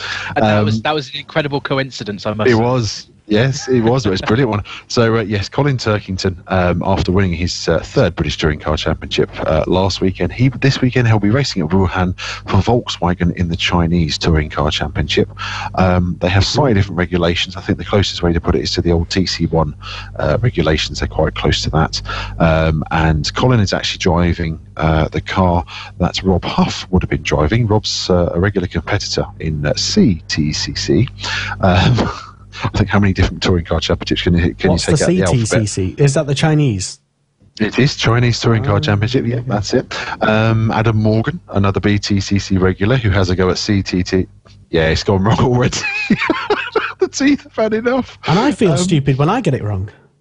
It's not difficult, we'll pick another letter of the alphabet and see how many touring car championships we can come up with. So Colin Turkington stepping in to have a go with Volkswagen in the Chinese Touring Car Championship, which is part of the weekend's action. And Colin, again, if you know his international exploits, he's no newcomer to front-wheel drive touring cars. He's driven an RML Chevrolet back in the Super 2000 days in WTCC for a while. So again, adaptable, as we've spoken before. So yes, the 25 WTCR drivers heading to Wuhan, brand new circuit for everyone apart from Rob, brand new circuit to learn, to adjust, get used to track conditions, etc. But in the meantime, last weekend, we'll shift back a little, they were racing at Ningbo, and we had three, I think it's quite safe to say, three good races, but once again, Ivan Muller, who retired last year, let's just be clear, who retired the year before, took a year out and he's come back, proving that he and his team, his teammate Ted Bjork and his team are definitely on the prowl. They are hunting down Gabriele Tarquini. It's Tarquini! It is, yeah, I knew you couldn't help it. It's a reflex. So, yeah, I'm not going to complain. So yes, Muller and Bjork had a really good weekend. For those of you that watch TCR racing, and indeed for those of you that don't, there are 7 different makes that take part in WTCR, and the Hyundai is currently proving to be the best car on the grid. They are currently the Hyundais are run by Ivan Muller Racing and the BRC Racing team, who's an Italian team running Gabriele Tarquini and Norbert Mikulich, and they are the top 4 in the championship actually as we speak. So it was a good week for Muller's team. Ted Bjork taking pole position for races 1 and 3, and on the reverse grid Miller took pole for race 2. In a quick sort of roundup there, in the fact that Bjork took 2 race wins, races 1 and 3, utterly dominated. There is a reason why this guy is a world champion. He is an amazing talent, and he seems to just be gelling at the right time of the year. And on top of that, like I say, with Muller taking race 2, it was a clean sweep for the team over the 3 races, so lots of ground made up. Some of the drivers were familiar with the Ningbo circuits. However, last year when WTCC raced there, it was absolutely pelting it down. It was utter downpour, really difficult driving conditions. Completely, yes. I think you could have actually taken a boat onto the track and possibly been quicker than the CC1 cars. So yeah, completely different. Dry conditions and something different for all of the guys to get used to. I don't think track limits were such a sort of difficult thing to deal with, because they were quite stringently monitors, but it was more of a case of driving standards, which we mentioned earlier, were definitely something that came into play at Ningbo over the weekend.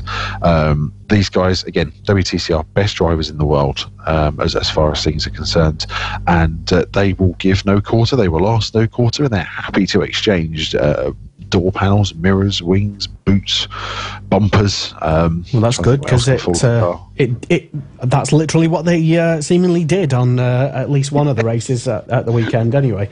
It was. Yeah, so go on, carry on.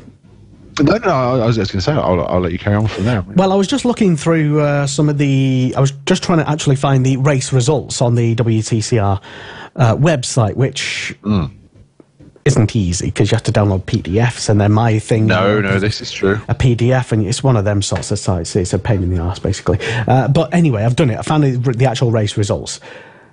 You'd think for a world champion. Anyway, no, don't complain. No, you found the race results. I found the race results. Anyway, as you say, race one was the Ted Bjork won that one. Yvan Muller, old man Muller. Did we find out how old he is now? 40, I'm not going to make a guess. Okay, but he is. Mid-40s. I will say he's one of the elder statesmen, but he is younger than Tarquini. It's that Less than 60, older than 20. Fair enough. Okay. Well, I'll come with Stuart. I'm sorry, we've kept it safe in that window. I like that. We'll stick with that one for the rest of the year. So Tarquini, by the way, just to update you as to where he finished in race number one, 4th place. Rob Huff in 6th place. Muller coming home in race number one in 7th place. And if you, we talked quite extensively about Marcin Kwa, who has done almost every single race, championship series and cup on the planet, and rally car as well, apart from IndyCar. He's yet to do that. Give it time. Maybe he's tested. We don't know. But anyway, Ma was looking through the... let's start at the bottom. Yes, 19th and last in race number one. And quite a few DNFs in race number one. Race number two, Yvan Muller won, as you say. Mehdi Banani second. Ropov coming home in 5th place. Ted Bjork in 7th. Aurelian Panis as well, who, to be honest, didn't even know he was racing. In the WTCR. I'll come to him in a moment, because there's actually a thing I want to sort of say about the team he's racing for. But you carry on. That's just reminded me. Fair enough. And race number two, according to the final classifications, quite a lot of penalties, drive-through penalties and time penalties, and some such. Seems like a lot of stuff going on. I was elsewhere, my attention was elsewhere during the weekend, and the fact it was in China, so the times weren't particularly kind to us. They weren't too bad, I'll be honest. About 7:30 on a Saturday and a Sunday. Well, there's no excuse, because it's all online, isn't it? So it's all live. So the Saturday's action is online. They show it on the FIA WTCR /Oscaro Facebook page. That's all shown live. So you get free practice 1, free practice 2, qualifying, which is a 30-minute session, and then race 1, and then the 3-stage qualifying session for races 2 and 3, along with races 2 and 3, are all shown live on Eurosport on Sunday. So yeah, race number 2. Talking about that, and some of the quite high amount of DNFs in race number 2, and also Aurelian Panis, who finished race number 2 ahead of not but Michaelis. But why was Panis there? So, Aurelian Panis he was originally part of the World Touring Car Championship last year. He drove one of the Zengo Motorsport Hondas for a part season, and then made the decision to leave WTCC to go and race in TCR International in the second half of the season. So, yes, there is a difference. I know. I'll go into it another day. Yeah, I can see the eyes rolling or anything. I'm slow. Don't worry. Right, that's fine. Panis went over to TCR to drive a Honda Civic with a Boots and Ginion team, and he actually took his first win in Thailand in the second half of the season. Did really, really well. This year he's driving for the Come To You Audi racing team, who are fielding 4 Audi RS3 LMS TCR cars, and this Ningbo was the first weekend after the mid-season break, almost 2 months break since they raced in Slovakia, and Come To You, I'll be honest, have made a big improvement. That was really noticeable at Ningbo over the weekend. You might even say that the cars come to them. Very good. I like that. Yeah, we'll keep this going. You're welcome. I am going to find a way, by the way. I know we've got Stuart off to one side at the moment. He's doing his thing while I'm babbling about WTCR.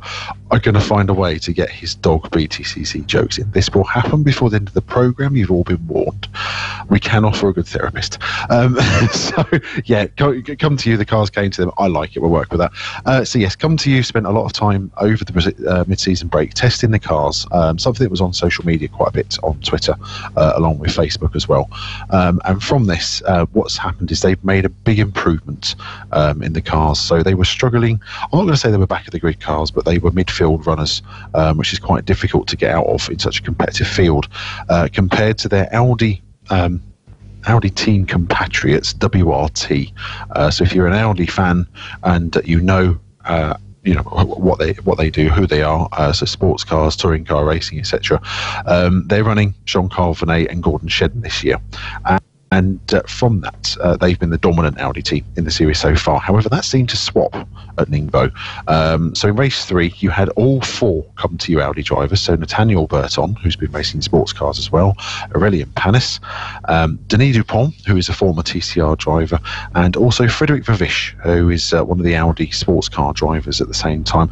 All 4 cars in the top 10. And also, interestingly, where the Audis have struggled with tyre wear earlier in the season, and they tended to fall off, in previous races, they were actually the cars almost enjoying, I want to say, a BMW-like advantage. The tyre wear seemed to just keep coming to them. They had the grip and were able to chase, and they were the cars taking the fight to the Hyundai drivers and also the Honda drivers that were up front as well. The 2 Munich Motorsport drivers of Yann Erleche and Esteban Gaeri.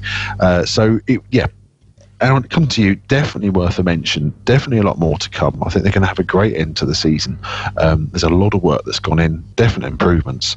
And when you consider, and here I'll test the brain here, Lester, what were they doing last year? Tipping me tongue that. Go on, remind us.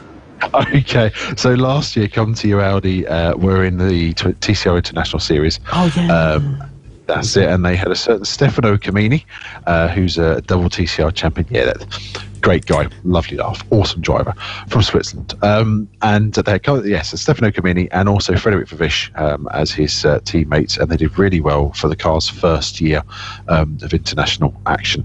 The Audi RS3 now in its second year, oddly enough. You look at some of these cars and think they've been around for ages. They haven't. Some of them in their second year, and the Hyundai itself actually in its first. Great year last year. Made the move up to WTCR this year with 4 cars, and they are now reaping the benefits of what I would say has been an extensive testing sessions over the midsummer break, and doing really well. So Aurélien Panis and Denis Dupont. We were talking, I'm sure, to go back to BTCC for a second, we were talking before the show started actually about I believe a BTCC fan highlighting to Andrew Jordan on social media about why he kept flashing his lights at Matt Neal in one of the Brands Hatch races. So those of you that are schooled in this thought and know why the drivers do this, it's normally a way of distracting the driver in front, so you can try and get a mistake out of him. So I'm going to give you the classic schoolboy versus the experienced driver scenario. Denis Dupont chasing Gabriele Tarquini for 3rd position during one of the WTCR races, and Dupont is happily flashing his lights at Tarquini. I'll be honest, 10 out of 10 for effort. That is brilliant. And again, every driver's going to do it. It's part of the whole distraction and trying to get past. You're either flashing your lights at the driver to say, I want to come past, or you have your lights on full beam saying, well, I'm coming past, and how many parts of your car are left are down to if you let me go by or not. But Dupont never works, though, does it? Never ever works. No, sometimes it does actually. Some guys just literally jump off the track and think, "Oh my God, there's a car coming." I can imagine maybe in like a 24-hour race when people are like, just like it's 3 a.m. or something. That's when it's more important because having the headlights on at 3 a.m., you're seeing the track. You're not missing the corners, having horrific crashes or anything. So that's important. But when people do that to me on the motorway, for example, and I'm just driving, within the speed limit, and some moron is behind me trying to, he's flashing, he's getting his full beams on. I just think, no, go around or just get lost. Go away, leave me alone. I'm not bothered by it. I'm really happy. You don't try and employ the touring car tactic. If I just touch his bumper a little, he might smash him into the wall. I won't go in that far. I was just going with the touch of the bumper and send him out for a spin, but no. So on the road, obviously, it is a different thing, because obviously on the road, you're using your headlights as you should be, safely and when required. And Phil hopes here that everyone listening and watching does, who drives. So in racing, sprint races, so again, half-hour sprint races, however long your races are, it's more of a tactic to distract the driver in front and say to him, look, I am coming past, you need to be aware of this. So again, love the fact that Denis Dupont was doing that with such an experienced driver as Gabriele Tarquini, and also showing that the young guns in the series are not afraid of the experienced guys. If they're getting the chance to fight against them, they are going in for it full chat, which was great to see. So yeah, definitely some good action from the various races on that this weekend. And like I say, come to you, definitely getting a tick in the box, hoping to see more from Wuhan if they're able to adapt the car to the street circuit conditions, and see if they can carry on the good work.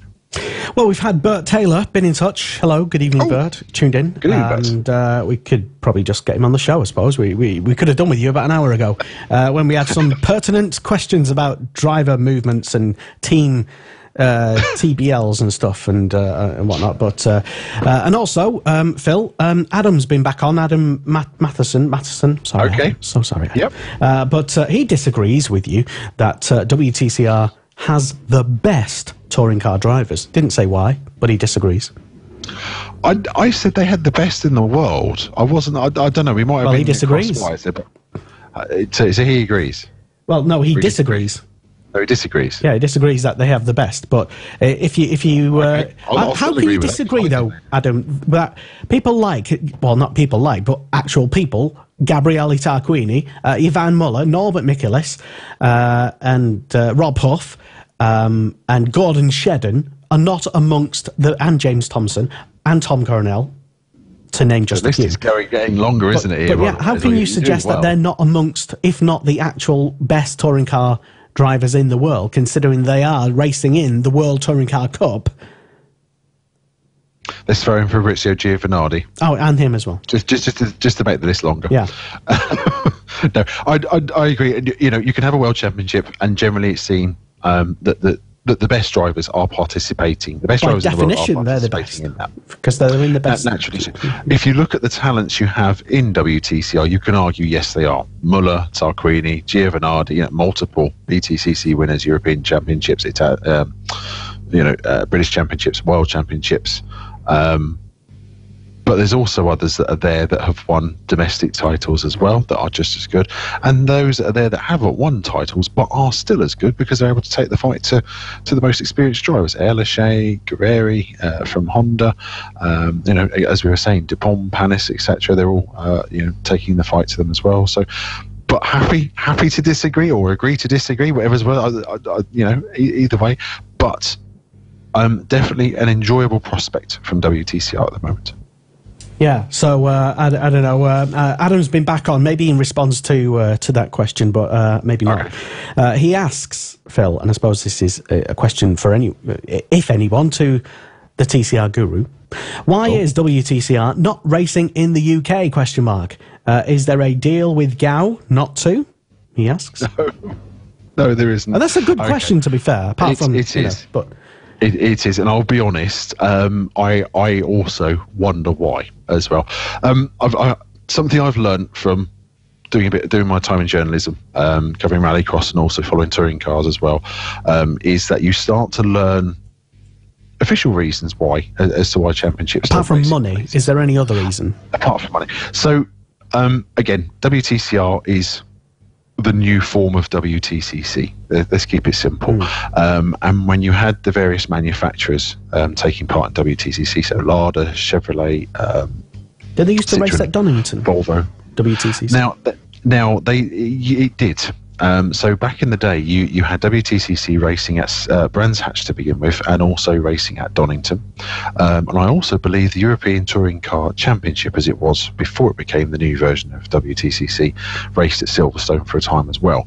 A lot of World Championships, when it comes to manufacturers involved, the calendars are often dictated as to the markets where manufacturers sell cars. Oh, yeah. See, we've messed all that up. We're bloody Brexit. See, we're not going to get any more World Championships that's here. That's going to go well. Yeah. So, yes, in effect, a lot of it was decided with manufacturers as to going to places where, one, there is the interest, two, the manufacturers have cars selling in those markets.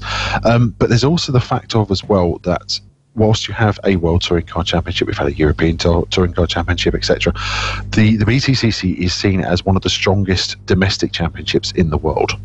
And a lot of people will often say to me, it is one of the best championships in the world as well. I don't disagree. It is one of the best championships in the world.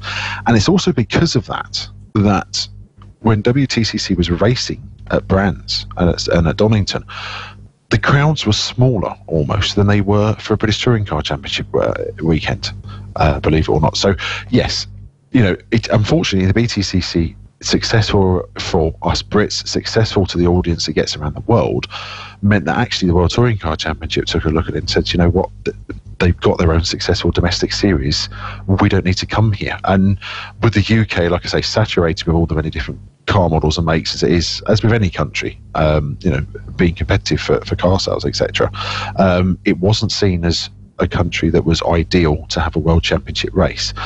I heartily agree with Adam. I'd love for WTCR to come to the UK. It seems like it's an open goal to have TCR UK, WTCR on the same bill, throw in a few Formula Ford 1600s as well. Why not? Absolutely. And then that around Brands Hatch, or maybe back at Donington because it's less for me to drive to get to. But that seems like a brilliant package just there. And then don't tell me that that isn't already then immediately competing with BTCC, because it will do. So I'll give you a bit of sort of knowledge here. So before we had WTCR, if we go back to TCR International and the differences last year. So when TCR International was racing for its 3 seasons, something the organisers did at WSC was to have TCR International have the domestic TCR series on the support package. Often either with those series being in their first or second year. So, for example, TCR International raced in Russia, back in 2016, I believe. So TCR Russia, getting underway, was part of the support series. They had 2 races. So on top of that, it's also a case of where are we? Who else have we had? Let's have a look at some other examples. TCR Asia has been on support series at various TCR International venues last year and over the past couple of years. TCR Italy, again, has been involved. So something the TCR International series looked to do was involve the domestic series as well. Makes sense. You're getting people turning up for the international action and also the local action. Now, my personal hope, before anyone released news of WTCC coming to a pause and WTCR coming into place, my personal hope was that TCR International this year would have come to the UK, had a UK round. Was that ever going to be a possibility?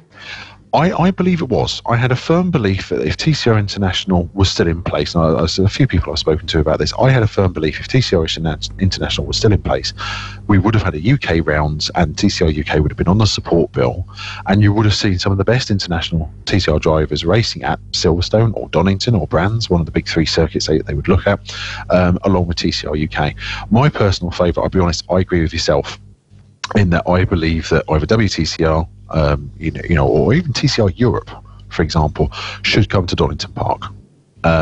Yay. My prime example, and Stuart's going to love this, is the 1994 FIA Touring Car World Cup, which I believe we've currently got in action as well. But one of the super touring years, 1994, Stuart, I don't know if you want to help regale some details on this. We had, I think, 40 of the best drivers at the time from around the world racing at Donington. most of the champions, but a few of the drivers sort of pulled out. But you did have most of the best of each different super touring country. It was. I know they changed the format at the time from 2 races to 1 long race, but what was it? The European Touring Car Cup or whatever? No, this was actually the FIA World Touring Car Cup, because at the time you didn't have a World Championship. So, and you didn't have a European Championship either. This is back when you had all the what was known as Class 2, really. This is before Super Touring became Super Touring. So you had all the best Class 2 drivers from around the world, which included many, many big names, many of the big manufactured sponsored teams. You had about 40 of these guys racing around Donington Park, going hammer and tongs at each other. And my personal opinion, I don't know how you feel, Stuart, and obviously Leicester, is that Donington Park lends itself to touring car action. You can overtake it almost every corner on the circuit in a touring car, depending on what the situation is. So, yeah, it was a spectacular race. You can find it on YouTube. I dare say, as you can find most things. I just Googled it, yes. and the 1994, as you mentioned, FIA World Touring Car Cup, is that the one? That's the one. Yeah, that's it. So if you fancy a bit of nostalgia, seeing some Class 2 guys go around, and to be honest, if you had WTCR or TCR Europe racing with TCR UK on the support bill at Donington Park, you would have a fantastic weekend. Throw in some of the BRSCC support rounds as well. Like you say, Formula Ford 16. We get some Mazda MX-5s out there and get them racing and involved. You would have a good weekend. It's been proved as well, to sort of try and get back on topic as well. Zandvoort had WTCR and TCR Europe racing on the same weekend, although any drivers competing in both can only compete in one series. But again, you also had TCR Benelux as well, which is part of TCR Europe. You had a plethora of, at least I think you're up to sort of 40 or 50 TCR cars racing that weekend in different races. So Zandvoort reminds me a little bit of Donington. A little bit. Exactly. Tiny bit. It does. But like I say, I absolutely agree with Adam. I'd love to see either WTCR, TCR Europe, either series or both come to the UK. Ideally next year. I think that would be great because, with TCR UK looking for its second season, next year, I think that'd be a great boost to the series. And seeing international drivers here, you see these guys racing on telly. A lot of the WTCR drivers are British touring car champions, and it's a chance to be able to sort of catch up with them and see them in live. So that would be great. Quick question then, Phil, since we just touched on that, and yes, I think we all do agree to wanting the WTCR World Touring Car Cup back at in this country in some form or another. But quick question for you then, without checking, without cheating, have a guess of the 5 British drivers that were competing at Donington in the 1994 World Touring Car Cup races. Which Brits were racing for Great Britain? Which Brits? Yeah. Can I join in this? Yeah. Well, I don't know if you cheated. I don't know if you Googled it. Because you were talking for a bit, but... now, Stuart, be honest. Have you Googled, first of all? No. Okay, so I'll let Stuart go first. Okay, go on then. So are we talking 94 here? 94. 1994, FIA I'm trusting you to have not cheated. Yeah. John Cleland. Yes. One. Matt Neal. No. I was thinking Mazda 323 there. No, that's fine. But it did take part. Yes, Slim Borgard, was it? Very good. Very good.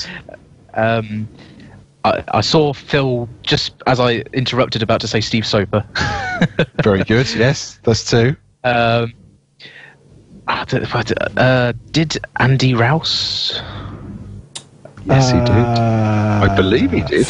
Andy Rouse is not... Was he there at the Mondeo at the time? Not on the list. He's not on the list. Oh, okay. No, he's not on the list. Okay, so that's 2. There's someone else I'm thinking of. I want to say, were both Vauxhall drivers there, like Jeff Allen as well? Let me have a quick... Allen... No, not on the list. And I'm thinking Nissan driver Keith O'Dore, maybe? It's O'Dore! Sorry.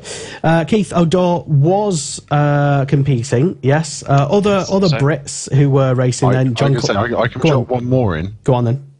Okay, Rob Gravett. Yes. Rob Gravitt. Yeah. For what team?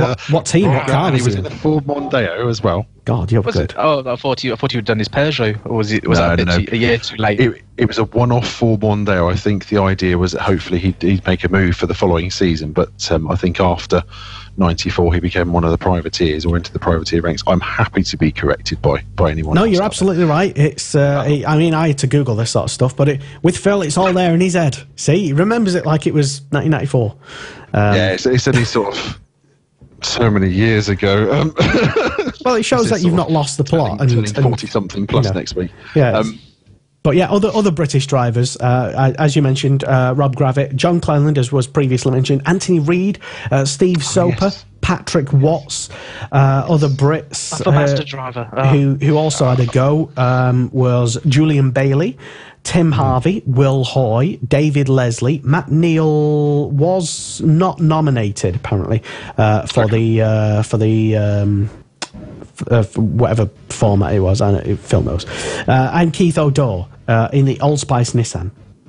Yes, and if I remember rightly from watching the races live, I'll be honest, well, not live, but as it was recorded at the time on Grandstand, Phil was really showing his age now. Then yes, there was quite a big accident, start line accident for the first start of the race, at which point Cleland was leading, and it was great to see the Vauxhall in front of all of the other works teams. Our man Cleland showing the way, and then at the second start, it was Cleland. It's quite funny actually. You had Cleland, Soper, and Radicic, the three biggest sort of Breed TCC guys at the time, having a go and leading the race, and the rest of them sort of Europe's best. But yes, as we were saying, WTCR, TCR Europe, going back to the question from yeah, sorry, we got slightly sidetracked there by and anyway, we are TCR Talk by, of course. Sorry, we are Touring Car Talk, not TCR. I think it's bedtime soon. So yes, we are Touring Car Talk. Yeah, so no, I utterly agree. TCR Europe, let's get them over to the UK. Let's make it happen. In the meantime, back to Ningbo. So yes, as we were saying very shortly earlier, we had Ivan Muller doing a dominating race. The situation we've got is, Phil says that he's prepared this week. Look, notes. That's just your shopping list. No, Nick does that online with Tesco's. That's down to, I don't do the shopping list. I just help carry him from the front door. So yes, Tarquini still in the lead of the championship, but he has Bjork and Muller right behind. And Bjork's moved up into second place now. Ted Bjork is now in second place. That's courtesy of his 2 wins and his pole positions as well. He had a really good weekend. Unfortunately, Norbert Mikulich had a terrible weekend. Suffered a couple of retirements issues with the car. Marching Ha, I'm going to be honest, sort of dug himself a bit of a hole by entering in the first place. No. He had every as best opportunities as everyone else, but he sort of complained about the action on track from race 1. That he couldn't see it from that far back? No, he was sort of beaten up a little. He thought the overtaking could be a bit more professional, should we say? That's rich. Rob Huss also sort of said it can happen. Touring car racing, pick a door and knock a door handle off. He complained about how the racing wasn't professional and the overtaking could have been better, the driving standards improved. And then, unfortunately, in one of Sunday's races, as he was coming up through the field and fighting for positions, he near enough T-boned Yann Lachey in the Munich Motorsport Honda, so a fellow Honda driver, off the track. It was actually quite a big hit in race 2 that Lachey took. Meaning that he didn't start race 3? No, Lachey did start race 3. Mar didn't start because of a turbo issue, so he wasn't able to complete the last race. But it's one of those sort of, well, hang on, if you're going to talk about overtaking driving standards, doing it cleaner, you don't then go and take off one of your Honda compatriots. You could see Mar was already committed to the corner. It wasn't pretty. He did a lot of damage to Lachey's car. He was able to get out though. But definitely, like I say, Mar has some redemption this weekend at Wuhan to see if he can improve his form there. And basically to see, if he can go one better on home ground. We are looking at a street circuit, so as we know, it's potentially there are overtaking possibilities at Wuhan with the new configuration, but also it's a street circuit, so people are going to hit walls, people are going to have breakages. anything can happen on street circuits in any form of motorsport. I expect the same to happen this weekend. And again, the championship battle, I suspect, is going to get tighter. But either way, it's currently looking like one of the top guys in a Hyundai is going to win the title. Personally, from a British point of view, I'm really hoping Rob Huff has a good weekend. Because it's great to, he's up there, he's capable, he's taken wins, he's had pole positions, he's capable of getting the VW Golf up there. So again, I think he's waiting for Macau to come round, and that's going to be when he's going to. I'll be honest, I fully expect him to blitz Macau. If anyone else is quicker than Rob, and we have obviously the balance of performance and everything as we take into account, but if anyone else is quicker than Rob at Macau, 1, I'll be surprised, 2, I'll be amazed, and 3, I expect him to come out all guns blazing to have one hell of an end to the season. Rob always goes well at Macau. So yeah, if he can have a good weekend this weekend, if he can have a good weekend in Japan, as it's proven, you can make progress up the leaderboard. Vervish is a good example in the Audi. He's had several top 4 placings over all 3 races at Ningbo, so he's made up ground in the championship. So yeah, if Rob can have a good time, definitely. And I'm also hoping Gordon's going to have a better time of things as well. WRT are really working hard with Gordon to help get get him to understand the car, how it's working, because it's completely different, obviously, from an NGTC to a British touring car. But he has shown, and I don't want to say flashes of speed, but it's true, Flash has shown flashes of speed in a TCR. Got you. Then I'm here next week. So it's a case of, if he can get to grips with the new car they've given him, understand that. However, I'll be honest, from what he's saying, if this year is a learning year, next year could be his real breakthrough year with the Audi. They are expecting big things in 2019, whilst Hyundai and Honda seem to be the form cars. If Audi are expected to come to the front next year and really challenge, so any experience that Gordon is gaining now, he's definitely going to be able to put to use next year. Okay. And Stuart, do you have any? I know we don't have much time left. But do you have any thoughts, comments, or even questions to ask the TCR Guru? Not particularly. I just, as usual, support the British drivers. That's all I can really do. I'll probably, since there's no BTCC action on for the rest of the year, I might take a watch of what's going on in the WTCR next time out. Might as well, yeah. Keep Phil happy.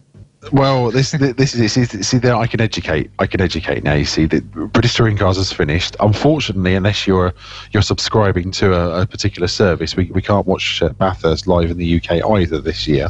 That's knocked it on the head for me currently. That's really upsetting. So it does leave TCR and DTM action.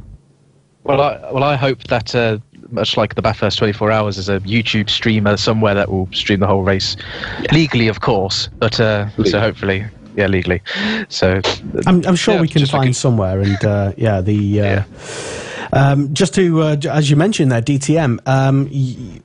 DTM did have a race here this year in the UK at Brands Hatch. Very popular race as well.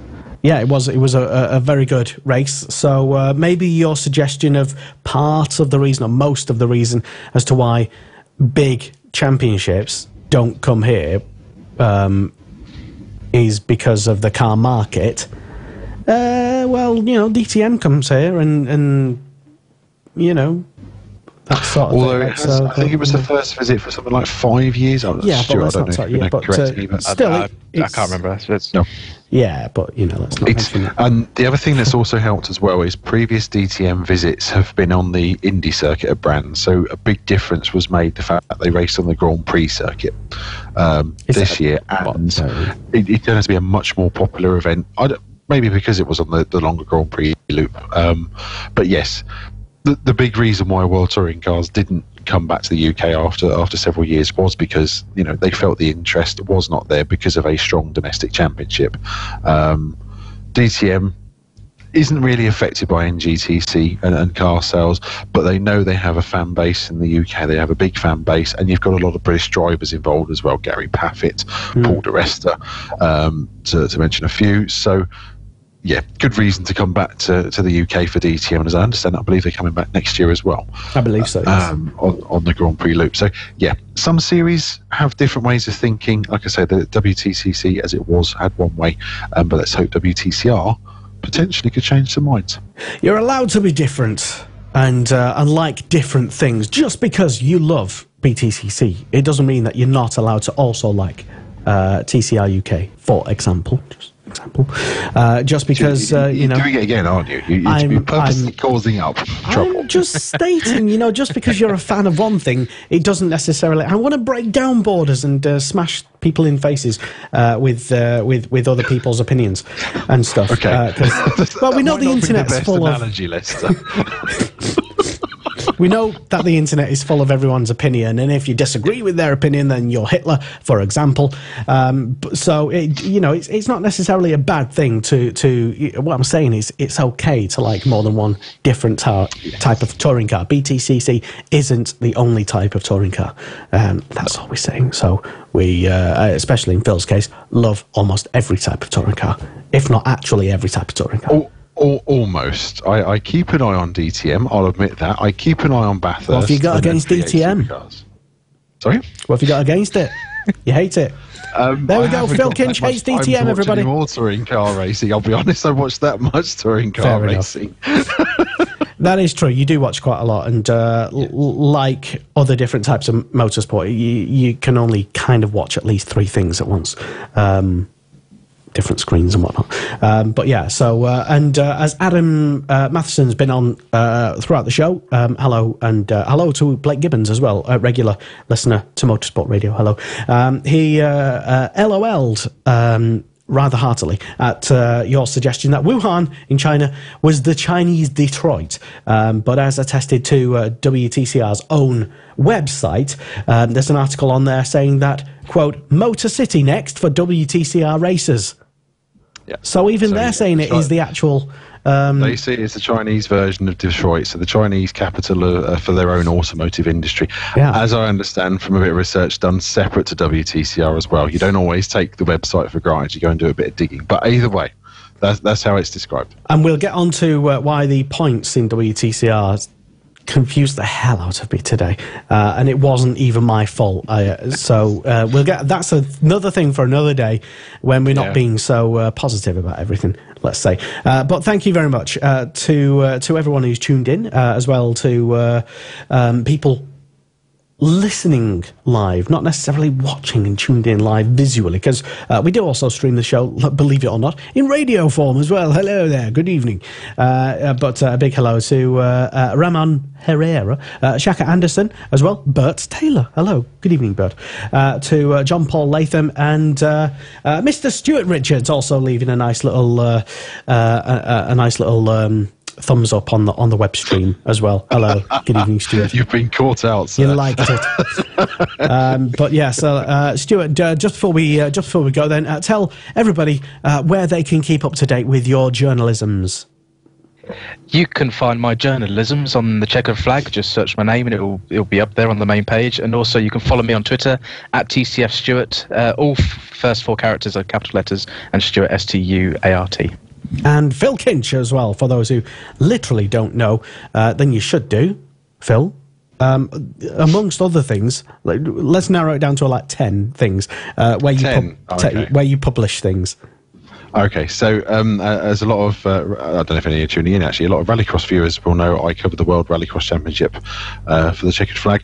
To the end of the season, I might add, actually as well. So I'm on the last 2 events of the year in Germany and South Africa I'll be covering, and that'll be after South Africa, that will be the end of my World Rallycross coverage, which has been the last 5 years.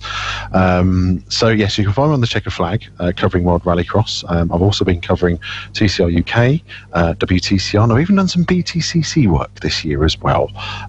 So yeah, you can find me there covering all manner of things. You can also find me running on social media the Facebook groups of the official TCR Talk group, the TCR UK fans group, and recently happy to announce I've been made an admin at the BTCC fan zone as well. So yes, I'm keeping you all in line and making sure you all behave. So yes, do you know what? Let's go for an exclusive. So from 2019, I will be exclusively covering TCR action at the Checkered Flag after the end of my 5-year reign of covering World Rallycross. I am looking for someone, I'll be honest, the site is looking for someone to take over covering World Rallycross as well. So if you're interested in writing about motorsport, here you go, a bit of an ad, a bit of a plug. Yeah, if you're thanks for interested that. in that. That's all right, no problem. And also for Motorsport Media as well, funnily enough. If you're interested in covering World Rallycross, give us a shout and send in an application. So yes, you can find me at Checker Flag covering World Rallycross, TCR, BTCC, all manner of things. You can find me on the site, running some Facebook groups, and I also run the blog as well, TCR Talk, which I will be catching up the recent TCR Europe action and also TCR UK. And yeah, every now and then I'll ramble on Twitter. You can find me at Phil_Kinch and also at TCR Talk Blog. Exactly, yes. And so, yeah, that's what to look forward to in terms of where Phil is going to be doing his talking in touring car stuff. But yeah, no World Rallycross anymore. But that won't lessen your enjoyment of it. You just won't be journalising about it. Definitely no. I've thoroughly enjoyed covering it for the last 5 years. Checker Flag, really enjoyed. I've had some amazing opportunities, met some amazing people, had some wonderful chances and some wonderful action. I've covered it, and I'm probably still going to be watching it anyway, just as an enjoyment side of things. But the next step for me is TCR based. So I'm going to be doing some writing on TCR UK, TCR Europe. I'm hoping to bring to the site, and also helping out with WTCR as well. And that's where the next step of the journalistic passion lies, shall we say? Okay, fantastic. And yeah, the Checkered Flag is where you can find both Stuart Richards and Phil Kinch. And yeah, don't forget as well, the Motorsport Awards are now open for your nominations to suggest potentially anything from best driver, best team, best championship, best race circuit, up to 38 different categories open at the moment. Best young driver, best driver of the future, unsung hero, best marshal, best media, best TV production company, all sorts of different things. And maybe there isn't a category for best motorsport radio station, because there's only one, and it's us, Motorsport Radio. We'll be doing this hopefully again sometime next week, maybe on a Tuesday, maybe at the same time. We'll wait and see. But for bike fans, bike riders and listeners of bike things like the Superbike Show, there'll be no Superbike Show this weekend. That's because we'll be busy preparing for this weekend's live radio coverage of the last round of the Cool Fab Racing British Mini Bikes Championship from Tattershall in Lincolnshire, which is all live and exclusively live on Motorsport Radio. And in visual radio form as well. So that's what we'll be doing for the rest of the week, as well as putting out some fantastic articles on motorsport.radio. And thank you very much for tuning in to another episode of Touring Car Talk live here on Motorsport Radio. Hi, this is Nick Hamilton, and this is Motorsport Radio.